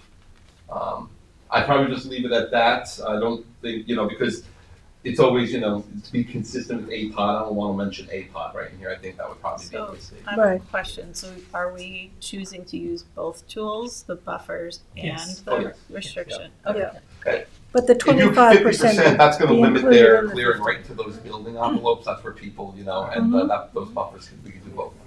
Do you know what the vegetation is on that lot? Is it pitch pine? It's old growth. You can see it as I showed from 96. Start getting, it's clear. Wow. And then you start getting some cedars start popping up, and then it starts getting that old growth vegetation. Okay, go on, Anthony. So I'll add that about the clearing restrictions. We need to have covenants and restrictions. No further subdivision, no lot line modification without planning board approval. Lots 1, 2, 3, and 4 are subject to a single common driveway and utility easement. Lots 2 and 4 are subject to the 25-foot wide naturally vegetated buffer. Lots 3 and 4 are subject to a 25-foot wide naturally vegetated buffer. And then under that, I'll add lots 1, 2, 3, and 4 are subject to 50% clearing limitations, and put in the language for that. No new utility poles, no new overhead utility poles. All new utilities shall be installed underground. The 3-inch rainfall for the impervious surfaces, as well as retention of the stormwater on site. Then coverage under speedies. We've been doing this, that way it puts the property owners on notice that when time comes to put in a common driveway and building permits, they'll have to produce the SWIFT land as required. Payment of the park fee in the amount of $36,247.35. Submission of the mortgage consent, if applicable, title certification, town attorney approval of the legal documents, and then submission of the Mylar paper prints for signature to be done within 62 days. Is the applicant here by any chance? Anybody on Zoom? Who is the applicant? Linda Secafico. What is their handout on Okay, this? so I'm gonna recommend then adopting with those revisions, and I'll advise the applicant, and if for some reason they want to come back, they have that right, but. Great. So motion to approve is modified by Tom, second by George, all in favor. Opposed, abstention, 6 in favor, 1 absent. Jackie, just, if I may, because I Yeah. have, Yeah. Thursdays are bad, so are Wednesdays. You have A lot of ZBA? a Oh. lot of architects have, zoning board and preliminary Yeah, yeah, meetings. so what do you want? So since I'm taking 1052 off the agenda, 10:52 is off which would the be which would have agenda. been a lengthy pre-app report, let's just switch that with 19 for Mott's, which is the cannabis dispensary at 93 East Montauk Highway. Everyone knows that site. Where the old bank building is, where we did the auto zone. Yeah. Just so the board is The aware. little building. We did a referral to the engineer. The engineer came back with a list of items that he's going to need in order to get this application complete. This is just completeness, guys, I hope you're aware. They're just going to deem the application incomplete. But the other thing is a couple of items that we spoke about because of the location of the church. There were some zoning questions as it relates to the chief building inspector, what his determinations would be, as well as the Office of Cannabis Management giving us some clarification. New territory, so, we just, things pop up, we need clarification. So the engineer gave a list, I provided that list to the applicant, so they're gonna have to do the additional engineering stuff to get a complete application. While they're doing that, in the meantime, Christine and I are going to have a discussion with the Office of Cannabis Management, and I already did a formal referral to the chief building inspector to get his comments. So we'll get all of that revised, information to Tom, get the determinations from the chief, as well as the Office of Cannabis Management, bring it back, and then when we get a complete application, we could So we're deeming this incomplete. deem it incomplete today. And then the big thing is that they get the engineering stuff. Okay. So we're gonna deem, so there's no, unless you want to distribute something, can they distribute something? Can I ask a clarification question? Yeah. Doug Houston, Heitler Houston Architects, 11 Fenimore Road, New Rochelle, New York. In the zoning code, if we were another retail use, not cannabis, changing the tenancy, I believe we would be eligible for an administrative site review. And then I think there's an exception that basically says any use that requires a special exception permit has to go to the planning board. So here we are with you. There's a special section in the zoning code for cannabis that has several parameters like distance from schools and all that stuff that I think we are very close, if not in compliance, pending McDermott. Yeah. But the code also allows the board to allow these types of applications to go to an administrative site plan review as opposed to the full site plan review we're going through with the planning. This is not eligible for an administrative site plan. It's not. No. We get a lot of this. I had to try. Because let me explain, just so you understand why. An administrative comes to our office, I review it, and then Janice signs off on it. This project requires full. That'd be so much easier. Okay. Yeah. Okay. So we're gonna deem it incomplete. Thank you for coming. But just address the engineer stuff, and then Christine and I are doing our stuff in the meantime with it. Okay. Motion to deem it incomplete by George, second by Tom, all in favor. Opposed, abstention, 6 in favor, 1 absent. Thank you. Anthony, what do you want to do? You want to do 2 trees? What's that? 2 trees? You have other, you have, you can go in order, he's got a meeting to go to. Oh, okay, all right. No, no. I'm doing, He's standing up here demanding. Prena, St. Mary's, Hampton Bays. Is that how it works? Can I go next? Did we do post? We did. Oh. Yeah, Oh, you yeah, missed it. 5 is off, we're going to 6. Was it okay? Is there something wrong with the Is field? that a town road? This is to get it to be a town road. Because when we were talking, we both voted without knowing what to do. Just leave it there. Thank you. Like most voters, without knowing. We have someone on Zoom for this. You have someone on I'll be Zoom? waiting. Sure. Just post it right back. Give me a second. Number 2 gets through.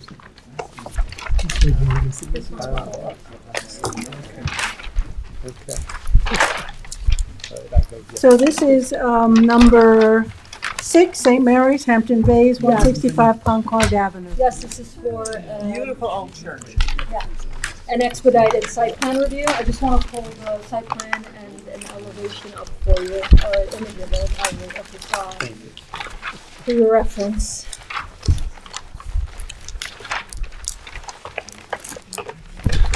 Here it is.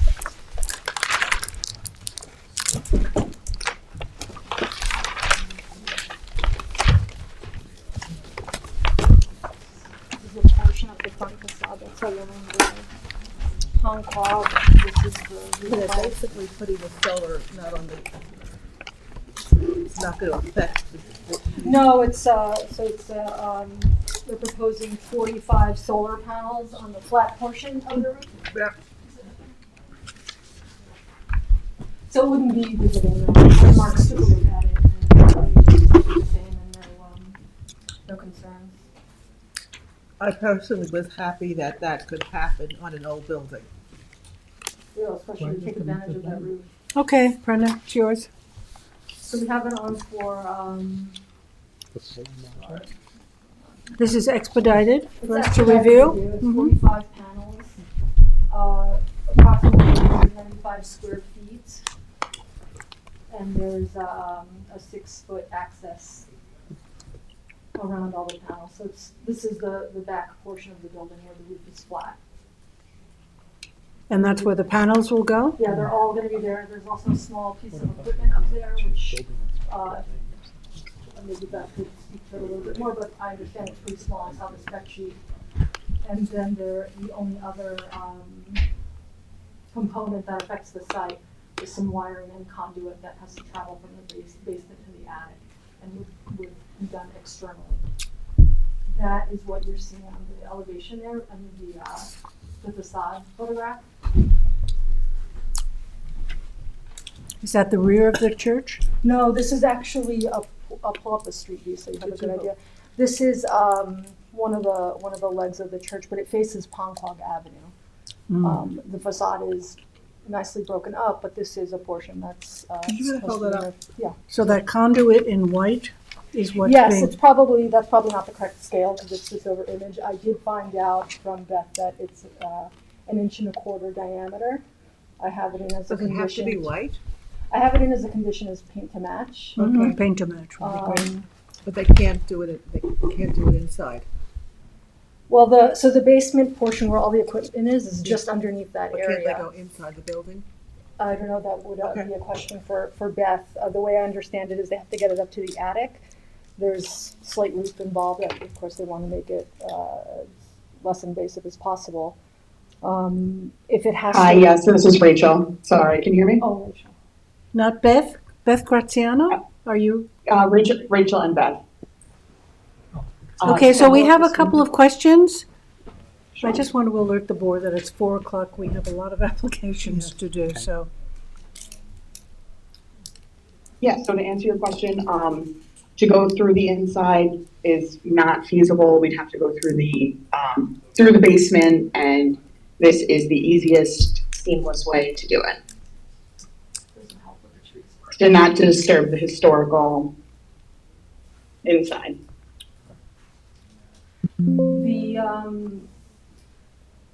There seems to be a limited amount of sort of building facade just turning the corner.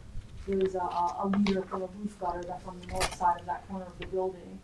I don't know if that's enough space to at least maybe return the vertical portion of the conduit and at least hide a portion of it, or I just don't know if it's feasible because it's such a small little area before the leader of the gutter. So that would be the only other potential of maybe reducing that impact. Okay, so that's just a question. I mean, if the landmarks board is okay with Does this. landmarks have to see it? Yeah, I watched it. They didn't discuss this portion of it. They mainly discussed the panels and the fact that they were visible and essentially flat. Because I mean, I think the electrical wiring could be done inside. What I think I heard say is that this is the best way to do it. I think it's probably the cheapest. It's not And it's actually in the church. cheapest, unfortunately. This is Beth Graziani speaking now. This picture that you're seeing is not to scale. The pipe will be much smaller and will be tight up against that dark brown edge of the roof there.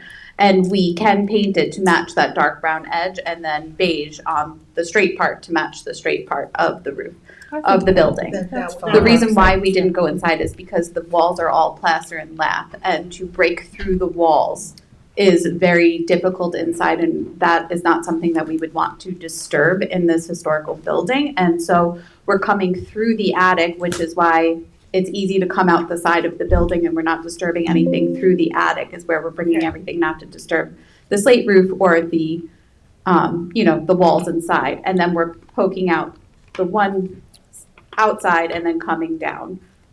So it would actually be cheaper for us. It's actually less conduit for us to go straight into the basement through the building, but we're trying not to disturb as much of the building as possible. And that would require poking through not only the walls, but also the flooring. Okay, any other questions on this? Any other questions? That's fine. Okay, Prentice, so So I have the, so I'm sorry, just to clarify, painting the conduit running along the roof line, the dark brown color matching that board. and then the vertical portion to match the, yeah. So the back side of the page was the second page of the resolution, has the conditions.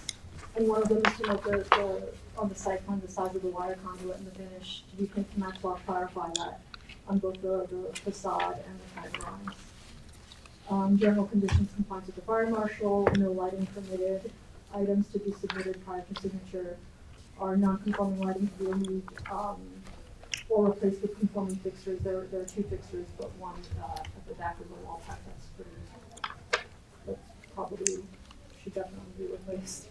And the others are the landowner notarizing an affidavit and the submission of the 6 complete set. Okay, can I have a motion? Motion by Kate, second by Gloria. All in favor? Aye. Opposed, abstention, 6 in favor, 1 absent. Claire? The Bridgehampton Commons is off the agenda. I think that's number 8, right? Thank you, everyone. Thank you. Thank you. And then Even though the newspaper article said that they can't move ahead because of the planning board review. man, we're so mean. Well, inaccurate. We're fair and tough. We're not mean. Well, we're going to give the Claire, expedited review. Claire, Yes. we had asked about the impact of reserving spaces, eliminating spaces for pickup, the overall shared parking. Yep, comprehensive. Yep. So you did that, and Yeah, You're- we talked about that, and I'm going to go make sure, I'm going to see who's doing what on the site.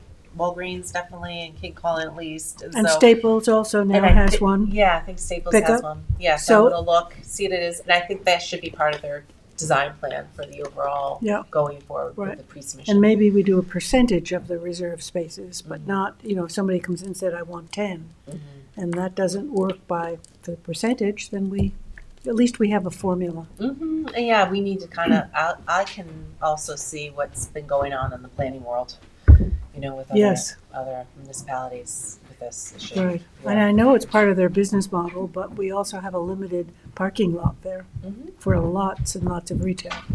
Okay, Yep. so that's a pre-submission next meeting. There's a pre-submission conference on the evening, but in the daytime we'll look at the expedited review okay, for the loading dock and the small items, the signage and stuff. so 8 is off. Yep. And we're going into the number 7, the Watermill Building Supply. Well, that Which one we did. Yeah, so that's Okay. tabled to the next meeting. And then 3-5 Montauk is a maintenance bond for the landscaping. The cost of the landscaping is $41,100, and the maintenance bond is 1/3 of that, which is $13,700. Okay. Motion? Motion. By Gloria, and second by George. All in favor? Aye. Opposed, abstention, 6 in favor, 1 absent. Prenna? John Peter Lauren. Seth, are you here? Yes. Let's do 11 and wait for Prenna to come back. Okay, this actually, I just spoke with the applicant and informed them that they were in the New York archaeologically sensitive area and will require a phase 1 and phase Mm-hmm. 1A and 1B. So I would Take it off? suggest to deem it incomplete at this point. Okay, motion to deem the Maynard Million incomplete. I'll motion. Motion by Kate, second by Gloria, and all in favor? Aye. 6 in favor, 1 absent. Okay, incomplete. Brenna's not back. Anthony's not here. We've got Verizon I can Wireless. start Verizon if you. Yeah. 103, right? Oh, is that Oh, just that the was review? the review of traffic, unless you wanna do the seeker. Carl's out in the hallway. Yeah. You can do Verizon. Let's do Verizon, shall we? Do Verizon. Okay. So we're going to 1665 Bridgehampton Sag Harbor Turnpike, CR 200. It's a pre-existing telephone facility. It was CO'd in 1964. I have a lot of paperwork that I will display if you're interested. Just cut to the. Yes, it is a continuation of a conforming use with no expansion of nonconformity. So this particular application is an unlisted action, and I have identified the part two and part 3, which I'd like to hand out to the board, and we can review. Thank you. Here we go. This was not in the packet. This was. All I could find was all the background stuff. I couldn't find. The part 2 and part 3 should have been in there. Okay. I will check again. In but any I case, I haven't seen it, so. Okay, well, Here we go. here we go. Here you go, sir. So I guess I'll just sit here for right now. Oh, okay. So Eric Hellman is here? Yes. Ah, yes. Let me invite you up as well.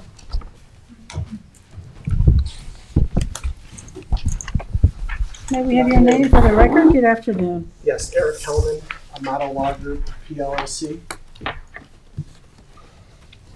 So quickly, just to familiarize you, it is 58,600 square feet, this site. It is in the APOD, it is zone CR 200. What we are looking at is the replacement of a 95-foot monopole, which has been existing on the site, and there is some modification to the equipment enclosure, a slight expansion of its footprint. The 95-foot pole will also have a slight expansion. It used to be 16 inches in diameter. It will now go from 60 inches to 48. However, it is now a stealth pole, which actually will have the antennae inside. It's a monopole, which is. And if you're which is curious, better it's looking. to be painted white, so to blend in stealthily. If I may, I had identified 6 different slight impacts to the environment during the CEQA review. I would like to point out some of the larger aspects. So on impacts to land, I did have the installation of a 213-foot concrete slab on grade. That was the expansion of the equipment compound. So that is a permanent alteration to the site there. And there will also be, which kind of gets into groundwater, some clearing of vegetation, but it is very limited to 450 square feet. The site is within the clearing restriction of 50%. It actually has 49.8. And Verizon has also, they have proposed revegetating anything that 450 square feet that they would have limited brush clearing. So I thought that would limit also the groundwater impacts, as we're talking 0.02% of the site is going to be altered.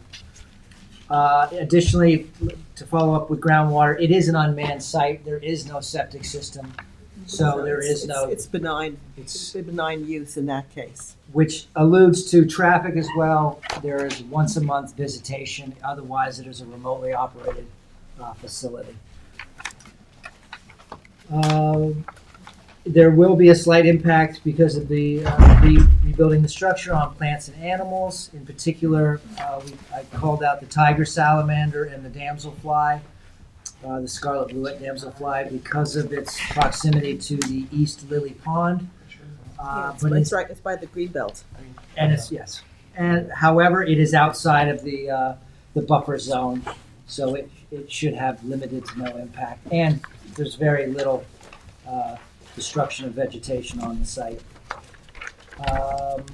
It also obviously occurs within the northern long-eared bat. However, there are very limited clearing, and mostly it's going to be underbrush and scrub. In terms of aesthetic resources, I would just, again, allude to this is a permitted continuation of an We hate existing them, use. but we love them because we need them. And it was there. Yeah. So aesthetically, there isn't a scenic corridor there. This is considered an opportune site. And it is designed to reduce the visual impact. Is there a new foundation required for this? A new pad? There'll be a new concrete pad that supports the equipment cabinets, but that's the extent of it. Everything else is going within the existing compound area. But you are installing a new foundation piles for the structure. For the concrete pad. And then for the new replacement monopole, correct, yes.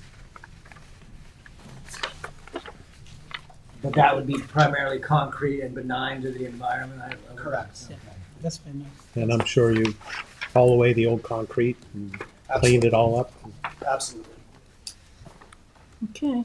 Just because it's an import, there is an impact on health. However, this proposal is within the FCC requirements. They did do an RF report, and it showed that it only generated 2.83 of the, at street level, of the proposed upper limits for the general population. So it's well within the low impacts.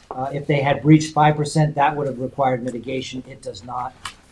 And it also is at 0.56% of the occupational limits. So that being said, it is not in our 2008 wireless plan. It wasn't identified. I will Really? make sure to have it in there. Yeah. As And part of we- the, we did look at other sites. There is a requirement for coverage in the area, so it, And it's already there, so And it's why, already- why disturb something else that? so, was making it an, pristine? exactly, an opportunity site. Yeah. so what is your consistency with community plans? The second bullet says it conflicts with officially adopted plans and goals. It's the setbacks to the residences are not in conformance with town code. It would have to be 3 times the height of the tower. Yeah. There are residences at 219 feet, 250 feet. So do they need an exception for that, a variation? No, It's existing. It's been that. it's been that way. Yes, so It's kind of grandfathered. Yeah, it's going in the same location as the existing and the same height. same height Right. as So, well. I mean, today, we would have required a fall zone 3 times the size, which is 300 feet. Okay. Any other So questions? So, Looking to make that. no? I have I'm not sure if you Yeah, got you it. do. but you Yeah, got the we have it. resolution for Neg deck. negative We have it. declaration. Yep. And I guess I would just further add that perhaps the planning board could deem the application complete and set a public hearing as Sure. well. Makes sense. So let's, first of all, do the seeker, negative declaration. I need a motion for that. Motion by Gloria, and second by David. All in favor? Aye. Opposed, abstention, 6 in favor, 1 absent. And now we're also going to deem it complete and set a public hearing for, The next one, March 13th, March. 27. 27. Okay. Is that, there's only one on that, this one? Okay, motion to deem it complete and schedule a public hearing for March 27th. Motion by Tom, second by George, all in favor? Aye. Opposed, abstentions? 6 in favor, 1 absent. Thank you very much. Thank you very much. Seth, do you want to, while you're here, just extend the moratorium? Yes. Yes, so there is a resolution to extend the moratorium for 3 more months. That would put, the current moratorium expired on February 13th, so that would put it to May 13th. Sorry? It's May 27th, that is. Oh, okay. Okay, well, I think we certainly support that. Yeah, I mean, Yeah. we still had questions, so we obviously support keeping it. And I will put that as one of your, that you Yes. wish to weigh in again Yes. during the moratorium Well, period. Yes, absolutely. So motion by Gloria and second by Kate, all in favor? Aye. Opposed, abstention, 6 in favor, 1 absent. Okay, let's go back to, Thank you. thank you. Bruna, you were gone, lost your turn. John, Peter, Lauren. Oh, your action deadline here is March 13th. Yeah. It is, the applicant is here, Is it, straightforward enough. okay, let's do it. You wanna try and do it? Yeah, do it quickly, though. Okay. It's a 2-lot subdivision, right? Yeah, it's another 2-lot subdivision on Noyak Road. This one is 2899 Noyak.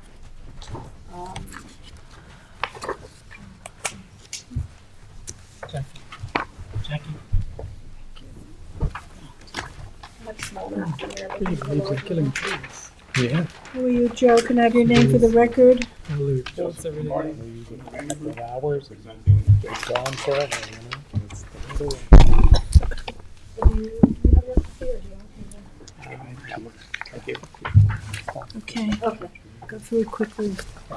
So this, unfortunately, there's some repeats from the first report I did. There's some similarities, so I could glaze over some of the typical bullet point items. Yeah.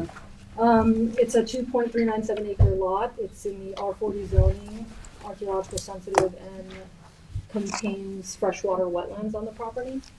Where is it? It's 2899 The wetlands are, they were flagged in this past August, and they're up here. There's a small portion that comes from the. Okay, lot so that's the nearby. second lot up there? This would be the proposed second lot. Yeah, okay. Do we have it up? Can we blow it up a little bit? It's hard to see. Thank you. So it's not within that blue area of wetlands, right? It is, but it's where that dark spot is, on the northern portion of the. Got would it. be lot Okay, two. good. It is, improved with a single-family residence and accessory structures, much like the surrounding neighborhood. The northern portion of Noyak on this, portion of the road is R40, and the southern portion is R80. As I said, the environment flagged, the wetlands in August of 2024. The standard plan before you is a 2-lot, for 2 lots with 1, flag lot, again, along the eastern side of the property.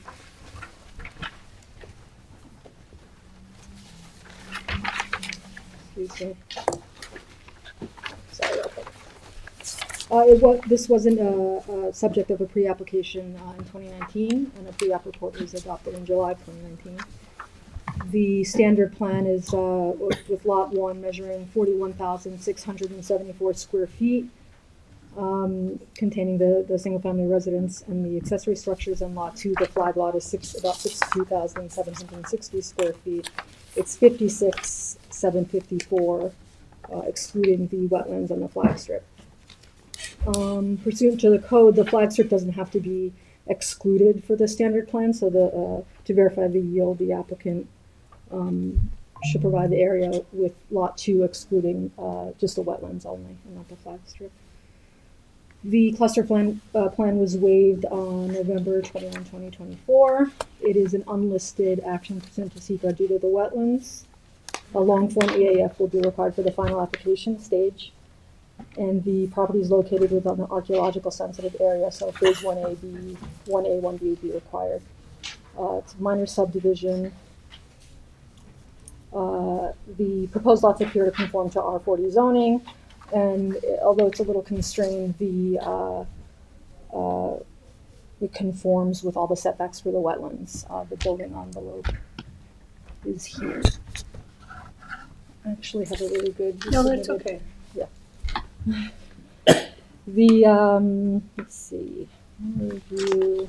Conformance with the master plan. Conformance with the Long master plan, Island conformance workforce with housing. zoning, yep. The park requirements, same thing, they can pay a fee. Let's go over the public comments. Yeah, it was heard on January 23rd of this year, closed with 10 days, and there are public comments received as well as written, most of which relate to Lot 2 and clarifications of where things can and cannot be put and what's allowed, the size of things, the size of structures and accessory structures. There was notation of the very large oak trees in the back and concern of potential clearing of that lot. Someone mentioned the consideration of a 20-foot buffer along the north property line, and the write-in comment included potential preserving the area of Lot 2 with CPF. Oh, well, It's in the middle of nothing, so, I mean, there's no other open space to. No. It's, And the majority of all of the significant trees are located within the 100-foot non-disturbance buffer from the wetlands, oh, well, that's good. so they won't be disturbed. and my recollection is the neighbors that spoke were all concerned about that particular part of the parcel. Right. So knowing that that couldn't be built, I seemed to assuage some of their concerns, at least that's That's what I recall. Yeah, I got Yeah. my recollection. Okay. The referrals were sent out, most of which are standard. The Conservation Board did note that they support the subdivision map. It adheres to all the requirements of the code and wetlands. And they make some notes here which I identify in the recommendations that the board may agree to, so we can go through that during the recommendations. The Engineer? Town engineer, yeah. The town engineer noted the existing drainage structure, which is directly south to what would be the driveway for the flag lot, for Lot 2. And he noted that there should be no alteration or modification of the structure without the town's authorization. And, So they'll have to comply to that. yeah, and the covenant requiring 3-inch drainage. The other note was by the highway department. They noted the driveway outlet cover cannot cover the drainage structure, and a hold harmless is required because of the grade below the roadway. And there weren't any comments from the CAC or the Trails. Trails said no implications. No comments from landmarks or the Sac Harbor Fire Department. So the first recommendation I have, again, is the added curb cut and the potential or the recommendation to consider a common access driveway. The driveways would be on both opposite sides. Where's the driveway to the existing parcel? So the U shape in the corner. U-shape. It's on the western side of the lot. Yeah. Near where that existing house So there are is. 2 curb cuts there, so you're suggesting So to it'd be a take one third, part yeah. of that, or take part of that. Yeah, I don't know. It's, I recall during, I think it was during completion, Joe mentioned that it would in fact impede the setback for the existing structure toward the west property line if we were to ask them to study putting everything there. Is that what you mean? By putting No, the not the one, what's that direction? west? That would be West?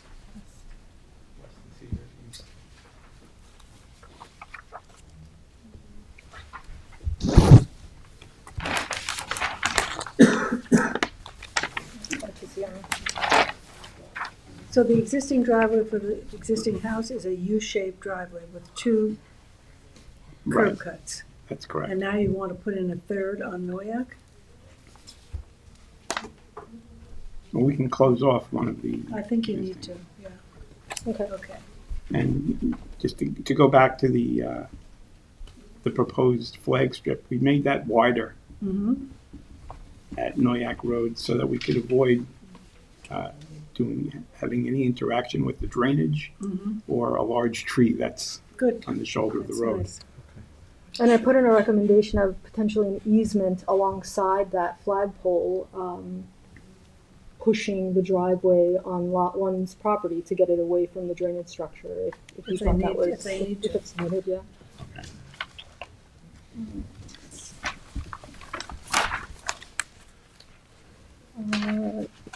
Reiterated the notes from the town engineer. And the conservation's comments with, the wetlands being identified as preservation area, and then the buffer as a 100-foot wide naturally vegetated wetland, non-disturbance, non-fertilization, to be described in recorded covenant and/or encumbered with an easement. I couldn't hear the applicant may consider reaching out to CPF to see if they're interested. I don't know that that's a stretch. I suppose you could ask and see what they say. Number 5 at the top of page 5. This one's for discussion.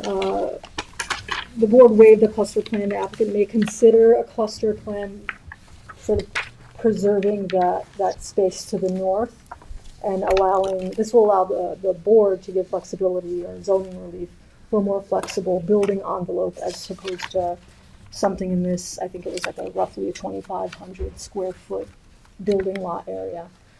I know Joe has some comments about that. It would end up resulting in a 25% open space. Joe, I think you said your calculation showed the buffer or the non-disturbance buffer is already at 24%. That's correct. Mm-hmm. So what's the point of doing a cluster if it's a wash? And relief can be given under 33083K. The front yard setback can be, there's some relief associated with the front yard setback and side yard setback, so we could leave that. There isn't going to be a great benefit for an open space, plus be hard to gain access to that open space back there. Yeah. Without It's not gonna- redesigning It's everything. not gonna be usable space, Yeah. it was just gonna be trees, which Well, is not bad. Which is, No, it's that's not good. bad at all. But But we we're put- going to gain that anyway with the With the northern buffer. portion with the buffer. Yeah, The so wetlands and most of maybe- the trees are there, so. So I could add that instead, because there is a little bit of a building envelope which would allow accessory structures in the northwest most portion of the lot. So maybe if we do a buffer, are you talking about a buffer along the north property line? Well, somewhere, Yeah, because then that would essentially close out Close most out of that access- back lot. yeah. So I could do 25 or a minimum of 25.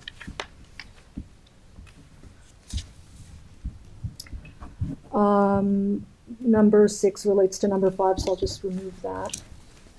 7 is an AI. IA requirements, the phase 1A, 1B, plannings, I did not find a CO on record with the town, so I have in here the applicant should provide it or For the attend a front- for the valid front update. house. Yeah. The relocation or removal of any of the existing improvements that, the new proposed property lines would show. I know the site plan already notes that, I just wanted to put it in the report. 11 is landmarks. Landmarks, 1915 home, compliance with the town engineer and fire prevention. The final app must include county approval and then proceed to the final application. I think you covered all the points. Yep. Good. Good. Joe, there isn't any telephone pole near the driveway, is there? I don't, I'm sorry. No, it's about 10 feet off the driveway. Okay. 10 feet off of where the, There was, Noyak Road resident had a conflict between the driveway and the pole, blocking her view exiting, so she asked the pole be moved. So I'm just trying to make sure we're not having a situation, once that driveway gets in there, somebody says, hey, you gotta move the pole. So- Did they move the pole? No. What was I saying? Yeah. Wasn't possible. But, you know, Noyak Road and the utilities and everything are all so Yeah. close up there.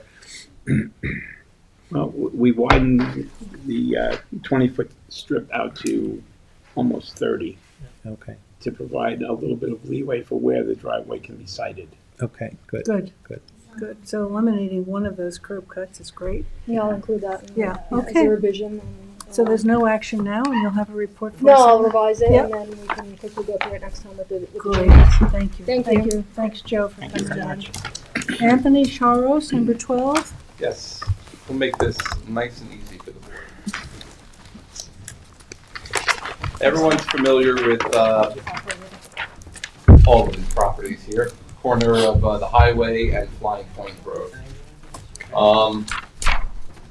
I'm only involved in this because I did the last cross-access agreements when we were doing the site plan. So, and by the way, this dates back to the 1990s. Legal documents establishing various cross-access between and among sites goes back to the 90s and continued. Really?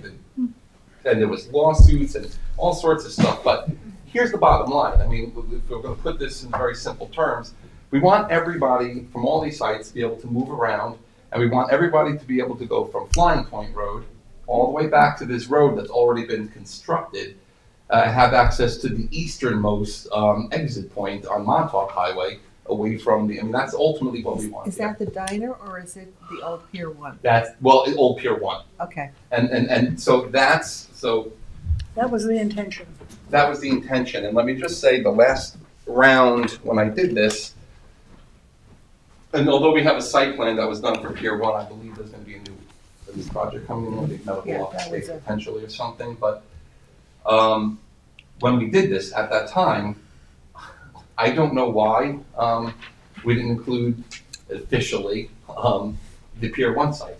And I think maybe it was because there was nothing going on at the property at the time. Who knows exactly what happened. So basically, all that we're looking to do now, because as you know, Mr. Charos has a pending site plan application here, and this doesn't affect that. And also, we've seen activity on this property. We anticipate something else coming So in. Tesla is out of there. Yeah. Tesla's out of it as far as I know. It's basically, we're looking just to complete the final piece of this. So basically what we're looking to do is to, and this also is that all of the reciprocal cross-access agreements, including the road and the connection points, have all been built, they've all been inspected and done. So what we're doing here is basically, it's a resolution to implement the reciprocal cross-access agreement, and it's gonna be required now, including all the properties, because we didn't include the Pier 1 previously. So it's resolved that the planning board hereby implements the reciprocal cross-access requirement for Charos LLC, Killybegs Realty, Cloverleaf Realty, and now Long Island Resource Corp., that property which was the Pier 1. It was never part of the original thing. So someone coming in here wants to be ensured that they have rights. So you identifying the owners of the property or the tenants of the property? The owners of the Owners, property, yeah. And so basically, it's the same exact cross-access resolution that we did previously, and now it's including this piece here. Does it also include the cross-access from the diner? Yes, yes, is that all of that is in place. We're just adding now basically the Pier 1 site. Okay. And it's subject to the filing and recording of the cross-access agreement, subject to approval from the town attorney's office. Town attorney's office. Yes, which is what we're going to do. Okay. Question from the audience? I represent Charles. You're dealing with him directly on this, right? Yeah. I only deal with. So we don't have anything in front of us, Anthony. Directly, so I just want to make sure. We don't have anything to. Oh, I just read it too, that's why, I'm sorry. He may be on Zoom. No, he is, but he says if the planning board doesn't have questions for him, he's not interested in speaking. Can you distribute those to us?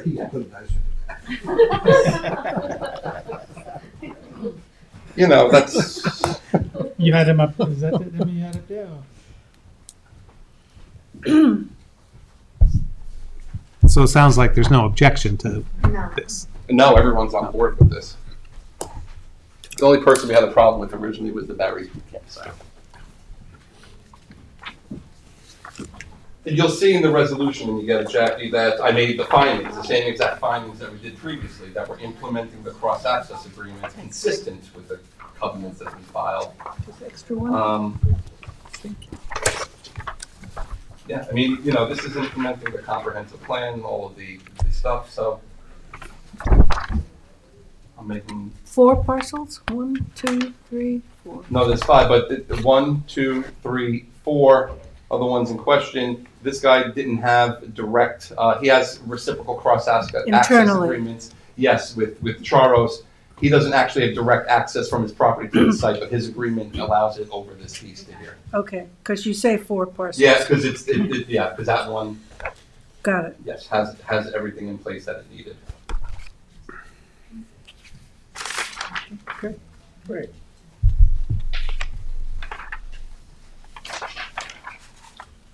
Okay, I don't think you need to read it again, do you? No, I'm just saying, You've explained it. Okay, so a motion to adopt this report? The adoption of the cross-access implementation. There's no title on this, Anthony. I know, A resolution to adopt A the cross-access implementation of implementation. I'll motion.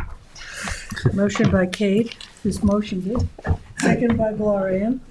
All in favor? Opposed, abstention, 6 in favor, 1 absent. just real quick then, Now then we have Claire. oh, Claire. Do you want to do we need to do? We did the move. Oh, it's Teresa, You sorry. have to go back to 13. Yeah. Teresa? Yeah, I gotta get. I guess you. Oh, do you want to go, Anthony? You have to leave, is that it? No, I didn't Oh. know where we were. We're by 13, we're Teresa. We did that. We did that. Well, we heard the traffic Right, report. we did discuss the traffic. I do have a draft, secret to consider for adoption at the next meeting. I don't know if you wanna, I can hand out the draft. Hand it out, Or yeah. send it via email. I don't Okay. carry paper home. No problem, I'll email them. I'm sorry, what? This should not- Carl is saying he wants to see it, and I said, you're gonna hand it out, but we're not doing it. That's fine. I'll email it over after. Okay, so, Back on 16. we're moving on to 16. So that's easy enough. That's just going to be an extension of the action deadline.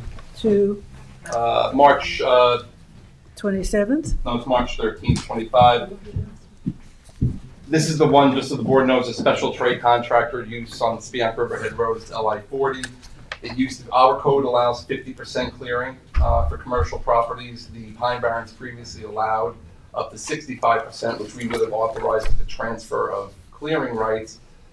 The applicant has proposed 53% clearing, and they wanted to transfer it enough so they could get the 53 from the 50. However, the Pine Barrens isn't allowing that anymore. If you don't meet the 50%, you have That's to it. go for a hardship. So I'm working with Okay. the applicant to get them where they need to be, so let's do an extension to the 13th. Keep some trees, Anthony.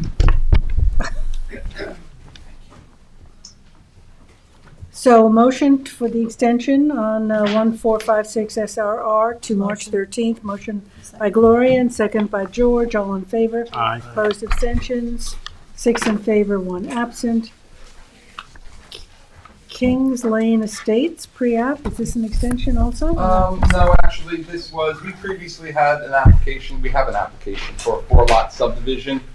We previously deemed it incomplete because this was a case, if you look up here, that we might want to look at a cluster plan. So the applicant did submit a cluster plan. The 4 lots are shown lined up here. Typically, you want to align your lots where there's existing development, and then they show the chunk of 35% back here, and so they provided the cluster plan at this point. So now we have everything, so I was going to recommend deeming the application complete and scheduling the hearing for March 27th.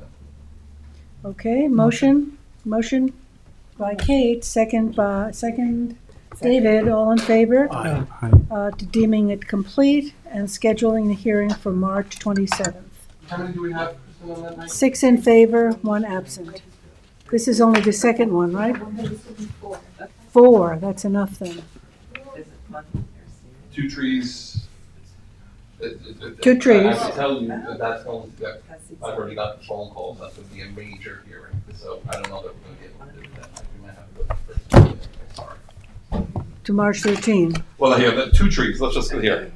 Let me, Number 18, 2 Trees Farm. We previously deemed this application incomplete. As this board knows, we've been looking at this for a while. We previously deemed it incomplete because the engineer had a whole bunch of information. If you remember, part of the plan, some new riding rinks outside of the easement areas, restoring what was disturbed.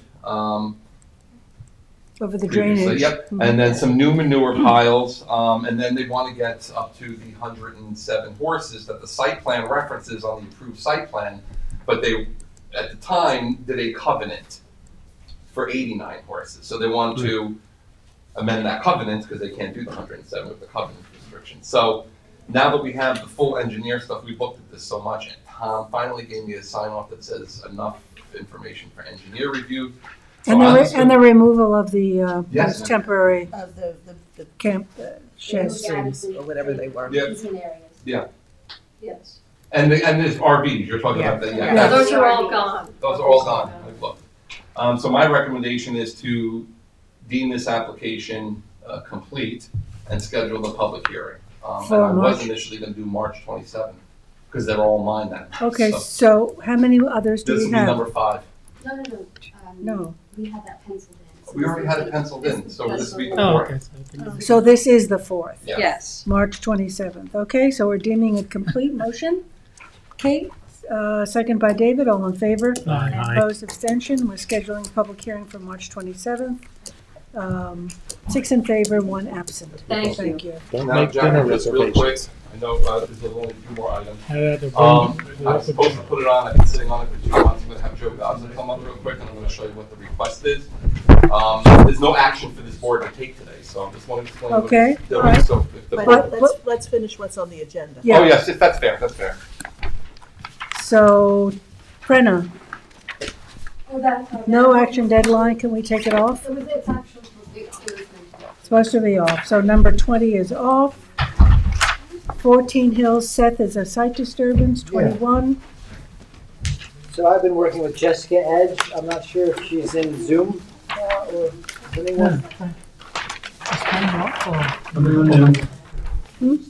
No, we're gonna take it at the end. Would you, Because do it's you an need the add-on. aerial? Yes, sure. I'm here. Hi, welcome. Jessica Edge. Okay. Yes, I'm here. Thank you. Hi. Hi. 17 Yeah. King Clay, yeah, complete. This is Public 14 hearing Hills, March Lot 27th. 8. 69 14 Horse Court.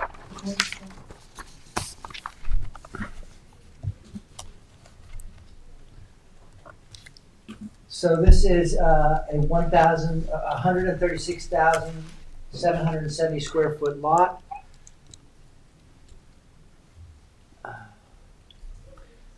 Currently, it is allowed a 25% clearing. It has 31% at this point, so there is a revegetation plan before the planning board for 8,250 square feet or 6%. Seth, it looks to me like there's a lot more clearing than, Than 31%? Well, let me zoom out. The aerial photo, it doesn't represent what is currently there. Because the survey, the newest survey does represent that. And you've checked. I've checked, yes. I have to say, I mean, it doesn't look right on that, you're right. yeah, It I mean, looks it's highly developed. obviously way more over cleared. By the pool area Yeah. and the driveway. Yeah, that's changed. The pool area in the back there has been And it looks like there was some trees planted at the very back. If you zoom. along the back edge there. Well, I did have a look at it, and it did seem to be. I felt like it was at the 31%. I got to say, but Well- I think that's not accurate to today's depiction. I don't understand how we could, we're only looking at a 6% reduction. You think Or it's more? It looks more based on that picture, and that's the only thing we had in the file. We didn't have a map, but we didn't have a re-veg You didn't plan. have a survey I do have a survey with me, yeah, with with that percentage. Yes. And it should have been in your packet, so I did attach it. Can you just reference the dates of, so this, this aerial is prior to the more recent survey Yes, date, right? yes, So it is. that makes sense. Correct. Yeah. Yeah, so, let me see, I should have the survey with me, I have the re-veg. At any rate, It's as I hiding look in for there. it, It's hiding in there. it's hiding in here somewhere. Oh. Well, this is all turned out to be Verizon.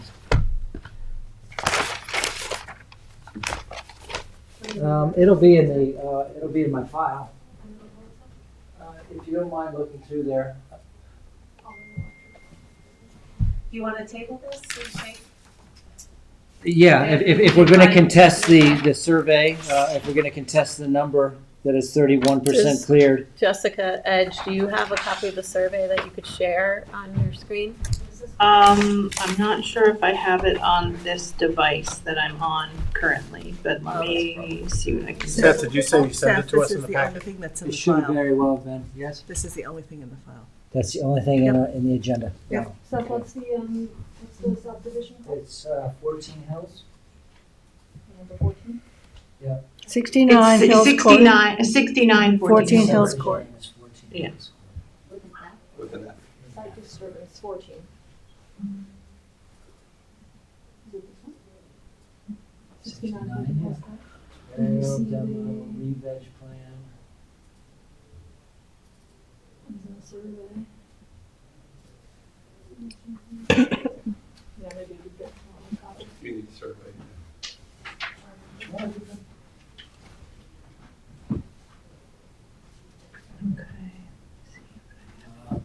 Have a re-veg and a survey right there.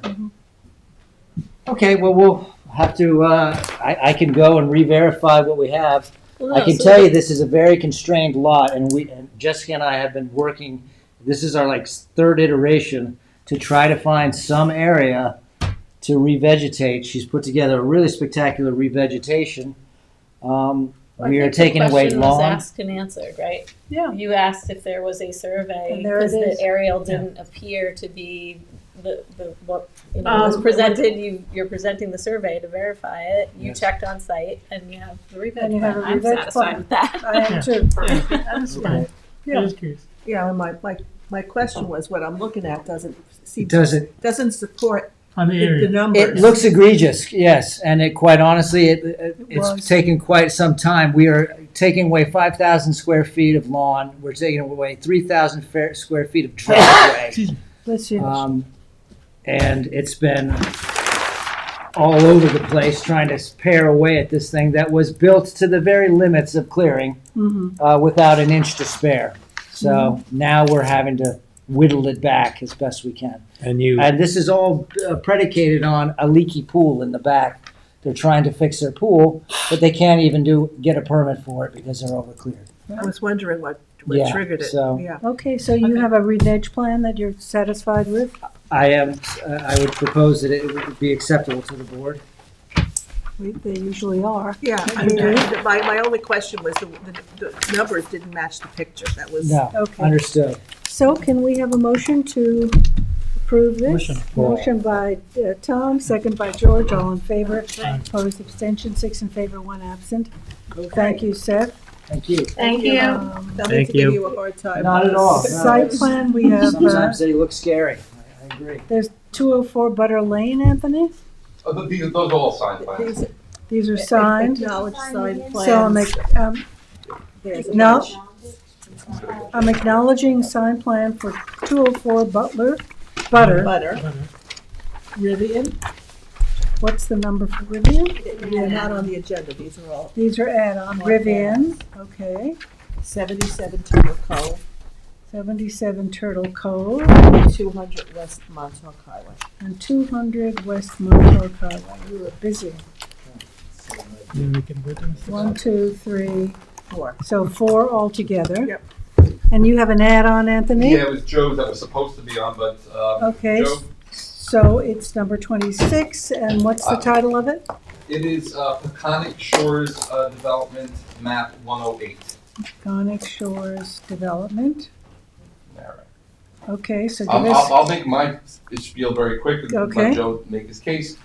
Back in 2018, the planning board opened up a development section of Peconic Shores. Where is that located? It is located in North, let's see. Next day. Maybe I should do it to save time and overrun out of time, if I may. no, we'll But let Anthony. let me just do my thing. Yeah. It's east of the dump. Do you see that? Dump is there? What is that? Where? Okay. Great Hill Road. Great Hill Road, yes. And when the planning board did this in 2018, I'll show you, they created development sections and then some, you see the big white here, those are the lots that were approved. And they identified sending parcels in brown. The brown, you get a certificate, and you can transfer that right somewhere else, or you can transfer it within the map, as a matter of fact, if you need to use it. Mr. Gaza, Joe is asking for the planning board if they would consider, I got an application for a right to build on this piece here in question, in that map, which is shown as a sending piece. And then I met with Joe and we said, you can't do that, you have to either include it in the map and see if the planning board is inclined to do so. Just looking at this, unlike a lot of other old file maps, if you take a look, these lots that are opened in the development section, I don't disagree that this is sandwiched in between development, but these lots were created big.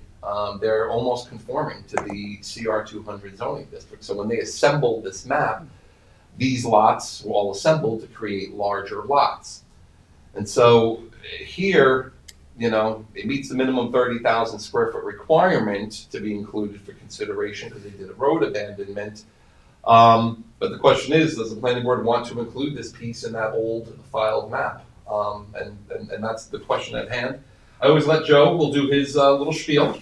And Well, did I have get you- anything wrong? Have we discussed this with Wilcox? I did, and you know, he it says, you know, it seems that this was left out at the time. Who knows what the reason is, but it wasn't included. So he's not great with the planning board second guessing a sending parcel when larger lots were created as part of this map. It'd be one thing if the lots were all 30,000. I mean, that's an easy thing. Right. I'm So- also not happy with changing a sending parcel to Well, right. a buildable parcel. I mean, it goes. Can I it ask the flies in process face. of, are they identified as sending parcels? Yeah. Or if they are left out? Then it's identified on the approved It's map identified as a parcel. sending And- parcel. okay. Yeah. And Joe wants it to be a receiving developed parcel. So go ahead. Thank you, Madam Chairman. My name is Joseph Gaza. I'm an attorney. I live in Quogue. We haven't met, but I have a lot of applications, used to have a lot of applications on old filed maps. It's a special matter before the planning board because it's about a half inch of our zoning code. A lot of people are unfamiliar with old filed maps, but I'll tell you just briefly, I'm here this afternoon on an application, I'm going to call it a 243-5-H application. That's what I'm asking the board for. Let me start by saying that there are maps within our town, this is one of them, that were created early 1920, 1909, with subdivisions with tiny little 20 by 100 lots. They exist throughout the town, mostly in the North Sea area. They get special treatment by the planning board. Before anyone can utilize the property on one of these old filed maps, he must go through a process with the planning board to open the map for development. The town board, it's about 40 years ago, enacted these rules, I think because of me, because at that time I was developing tiny parcels, 40 by 100, 100 by 100, in a 5-acre zone. It was 2-acre zone at the time. And the town wanted to stop that. The town wanted to have these old maps, which are filed with the county clerk and in existence. They wanted to have them re-reviewed by the planning board. The re-review process was to push all the development that was going to occur close to the road, close to infrastructure, so that long roads, a half a mile road wouldn't have to be constructed and utilities extended, and to keep the woods and let the development occur near the roads. The town said that they wanted at least 30,000 square feet for plot area. They didn't want tiny little lots. And in this particular zone, which is CR 200, they wanted 170,000 square feet of land preserved in order to build on a 30,000 square foot parcel. The reasoning was the town was going to get 4.5 acres of tiny lots taken out of the town's worry of being developed to allow one 30,000 square foot lot to be developed. That was the concept. Okay? I've been working with this concept for 40 years. Okay? The town prepared themselves, this map was prepared by the town. This is what they call a development section of that map that I just showed you on the other side. And when the town prepared this back in, I don't have my glasses, 2008? Sorry, I forgot my glasses. 2018 when they did this? I can't. When they prepared this map, they looked at the entire map and they designated certain areas as development parcels. They gave them numbers. Okay? This parcel in yellow, which is owned by my daughter, was not designated as a development parcel. The reason being, at that time, it was less than 30,000 square feet. And under our zoning code, you have to have a minimum of 30,000 square feet in order to qualify for a development parcel. If it's less than 30,000, the board can't approve it. It becomes a transfer of development rights parcel. So at the time, this was less than 30,000. The town said, too small. They didn't designate it an approved building parcel. Now, today, I have abandoned a road next to the parcel, which was approved by the town to be abandoned. And I have the parcel at 30, I don't have my guess, is it 33 or 35,000 square feet? And I can build a home with the new AI sanitary system, a driveway, and comply with every section of our building code, clearing, coverage, setbacks, without a variance. So this, to me, could be a conforming to building code, except for area, lot. And to make it comply with area, I have 170,000 square feet of land, which I have preserved, which I want to transfer to this parcel to make it comply with the CR 200 zone. Now, why did I pick this parcel to land my development rights? If you'd like to take a look at some of them, what they look like. It's okay. These, I do know. these represent all the lands that I've preserved in the town, and I've taken the rights off of them. Because under the code, there has to be a place to land these rights. And I selected this parcel for several reasons. The first is that it's next to the dump. Okay, the dump is over here. You know, yes, there are some houses, but it's close to the dump. It's not an area that people are going to complain about an extra house. I don't see anyone here. There's, you know, it's an area for maybe a starter home for someone who can't afford to pay $1 million for a lot in the You Hamptons. obviously have not driven down Green Hill Road. Well, this is next to the dump. Okay. It's a lot that is a starter home lot, in my opinion. I have prepared to give up all the parcels that I preserved to build on, make this lot buildable. This lot is close to the road. It also has public water. There's public water on Great Hill Road. So it's not going to have the effect of having a well. There's a whole set of criteria for selecting lots such as this that the planning board considers, under my circumstances, which I could review with you. I mean, Joe, Right, look, Joe, here's the question, Joe. We don't like to get into philosophy about why. Why should this piece at 30,000 square feet be included in the map? Period, end of story. You said, Joe, let me finish. You said it wasn't 30,000 square feet at the time. No, but the planning board was aware the lot existed. The planning board was aware the lot existed adjacent to a road that could be abandoned. And the planning board has routinely in the past included such parcels in development sections, acknowledging. The planning board kept this one out. Not because it didn't meet the land area requirement at the time.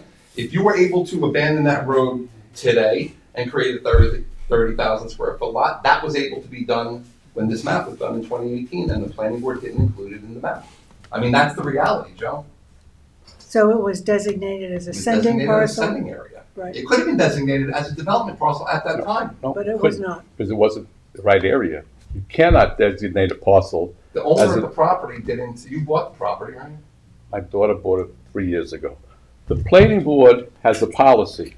You do not approve a parcel as a development parcel unless it has a minimum of 30,000 square feet and unless the owner produces development rights certificates satisfactory to the town showing that he has can transfer 170,000 square feet. Those are your rules. Joe, it's my understanding that, number one, the planning board does not open a development. The planning department opens a development, a map, and then we look at it and understand it. It's a complicated process. Right. You are an expert on it, that's for sure. But there are reasons why parcels are sending parcels and parcels are receiving parcels. Yes. And I, for one, am very sensitive to a sending parcel. There's a reason it's a sending parcel and not a receiving parcel to be developed. The other big side of this is, and I know, is if you look at and then again, it's sandwiched in between development in the subdivision, but these are very large lots that were created. This is a much smaller lot. There is a character of the community consideration when you're creating lots. And Great Hill, I mean, there's that whole area. Which is Joe, you've also stated on the record that there are no development rights in North Sea that can be used. We're giving here. You have one. I happened to get some only today. You see, Mr. Wilcox enter before. I now have development rights sufficient to bring the 170,000 square feet to this property. Now, I'd like to conclude by saying I do not have any other development parcels that I and any family member owns in Southampton at this point that have not had their rights brought to them. So where do I go with my rights now? Is the planning board going to create parcels for me? Because I have the rights and they have to be landed somewhere. I didn't obtain these rights just to put them on the wallpaper. I have to land them somewhere. Well, you had this parcel in mind. I do because so you did it in anticipation that we would approve it, but I felt it qualified. It's now 34,000 whatever square feet. It's in an area that's close to a road with public water. It fits the character of what you're supposed to land rights on. It doesn't fit. I would say it doesn't fit the character of the neighborhood. Doesn't. It doesn't. Well, change the code. The code says 30,000 square feet. That's what I'm here. When was the road abandoned, and that contributed to the making this? She purchased the property, am I mistaken, and then you abandoned the road. That's correct. And that then made it enough size to develop. Which was 3 years ago, you said? I have my glasses. You can read the date on this map. 2018. So, but the point is that there were certain actions, Joe, that you certainly went ahead with. You bought the property, you abandoned the road, you bought development rights. It's a creative hardship if you can't use that. Yeah. I have development rights go back 20 years. You could sell them. He can't use them. Because remember 2 months ago you said you had no development rights in Southampton? I have some now. Yeah, it's not convenient. It's great. I've cashed in all of my properties in the town because I'm finalizing. There's no lots that I have left that can land rights on that have been approved by your board as receiving sites. So where do my rights go now? Well, if I can answer, we have people routinely Looking looking for development rights. Joe, you can Sell them. them. Wait a I'm not minute. the only one who needs them. Do they have development parcels approved that need rights? We could use them for any number of things. People go to the zoning board for Well, review. you know, without going to the Board of Appeals for unusual use, I'm going in accordance with our code. Our code says, under old file map rules, which we have a separate section, it says, person preserves land in the town that's worthy of preservation. He lands those rights on a parcel that's a receiving But parcel. that's not a receiving But it's parcel not that a you want to receiving land it on. parcel. Come on. It is today. No, it's No, it's not. not. It's No, it's not. 34 hasn't Well, been it's changed. Joe, It's already but Joe, to designated. be fair, Joe, the map that was approved and stamped approved legally calls it a sending Sending parcel. site. It's not a. And you're saying it's the sending sites purely because of its size, but that is not, that's not. Receiving. No, he's saying, Code- right, receiving because of its, no, he's saying it was initially designated sending because it was undersized. Yeah. No, but that's That's you're not a- saying It is. Is It there was any under 30,000, documentation? that's why the planning that. There could board. be other reasons that they made it a sending site. Do they I document don't know, that? Tell me a I don't reason know, that, why. I mean, that's gonna Can we be. look at the topo or anything? Yeah, the topo is, I did look at topo. Yeah. Topo's not great in here. Right. There's so, a hill, I mean, it goes you up, kind Joe, of I think, if infer I remember Right by correctly. Great reason. Hill. It's high, there's no wetlands, it's level on top. When No, we're it's- when we're asked to abandon a road, section of a road, we're usually given some explanation as to why that is being done. Sounds like in this case, may not have been disclosed, but it was being done in order to create a lot that you could then build on. Well, you're, But I'm not sure that was ever disclosed to the board when Well, we were asked to abandon it. No, but when we do old file maps, also, I guess to be fair to Joe here, part of when we do these old file maps, include road abandonments and acknowledging that, like, I'll show you, like For this, receiving sites, though. well, receiving and sending, to identify where, but they see what they do here, here's where the road's going to go. But Anthony, usually if you're abandoning in a receiving, it's No, to no, lift. all that I'm saying is the abandonment of roads within an old file map to create larger lots That's is done. common. Yeah. It's And what's that's- done but in that's- all old but file that's maps, in and that's rec- okay. That's in receiving. Mike- That's in a parcel. receiving But it parcel. seems like here, No, it no, no, was no, enough no, to no, no, create. No. You could do it, you want to do it for your sending sites too, because to be fair, that gives them more. Gives them more Okay. rights, right. All right, so the bottom line here, Joe, is that it's not in the code, right? It is not in the code. It's just discretionary. I And mean, I the believe- map's been approved and Did we The discuss map this is a with legal Dave? document. Did you discuss this with Dave Wilcox at all? Is it- Did Dave, like Dave Dave said said, no. Dave just said, No. he can't he can't say exactly why it wasn't included. But he says, as a matter of character of the community, they're larger lots. And, there's, the reality is that there's still use for his development rights in many Elsewhere, areas. yes. That he could use them for. Yeah, I don't have I any don't think- receiving parcels.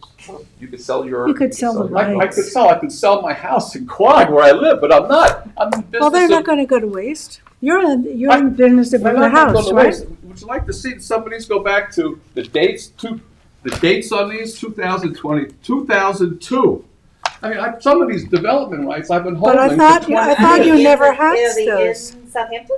They're all, everyone is in Southampton. We're in different school districts, but That's what I'm saying. everyone is in Southampton. So the one from 2002 is in West Hampton. But some of them, Yeah, they're West Hampton. No. there's some from Southampton. I have development rights from all towns. Joe, I preserve lands that's environmentally sensitive in accordance with the code. these. If you don't find a place to land them, come back, we'll analyze. I mean, you the basically entire have a free thing. I've been analyzed the whole town already. I have. They can only be landed on an old file map. Reconsider the old file map that's not working for you anymore. I have studied every old file map. okay, We could take development rights within a school district and utilize those when someone wants to increase their created yes. on. There's all sorts of people out there. They come to the zoning board all the time and say, nobody has any development rights. Right. Joe's is too expensive. I think what you're hearing, Joe, is that it's certainly not, we're not going to be making an exception to this, not from for a Sunday parcel. I mean, it's, the map is a legal Adopted, document. it's I don't think we adopted have map. the authority to change a legal document. Well, you can, but you have to have the justification to do it. There's no It's highly justification. discretionary here. This is the authority in the code. It says an applicant can appear before your board to amend and approve old file map development section. And you do it well, Joe, but it's not persuasive enough. Well, you haven't I sold don't us believe. tonight. Not with this particular parcel, no. Well, would you permit me to research my code and address the board in writing about your responsibilities on the Always old address file map? Sure, but we have council here, Okay. we have board members here. But Joe, so, listen, if you you know. give me information, I'll look at anything. That's why I'm here today. I considered this for you. Well, But I don't think your development rights are gonna go wasted, you know? no, I want to use them. I want to use them, and I think I have a right, but I'll save that for the letter. Thank you for the opportunity to Thank you, hear Joe. this evening. Thank you, Anthony, Thank you, for Joe. tracking it on, okay. I think we're good, right? We're done? Um, I think we're done. yeah, Tom, you didn't wanna talk to us on this now, maybe No, you'll we talk to can- it. At some break or whatever, Yeah. we don't have to talk about it So, right so now. March 27th, remember, we have a workshop at noon. Yes. What- I'm sorry. For Ags and Markets Part 2, What for day? one credit. March 27th. March 27th in the downstairs conference room. 12? 12:30? Okay. Yeah, bring something to eat. Okay, thank you. So, motion to adjourn. Motion. Motion by George, second by Kate, all in favor. Opposed, Aye. abstentions, 6 in favor, 1 absent. Good night. Bye.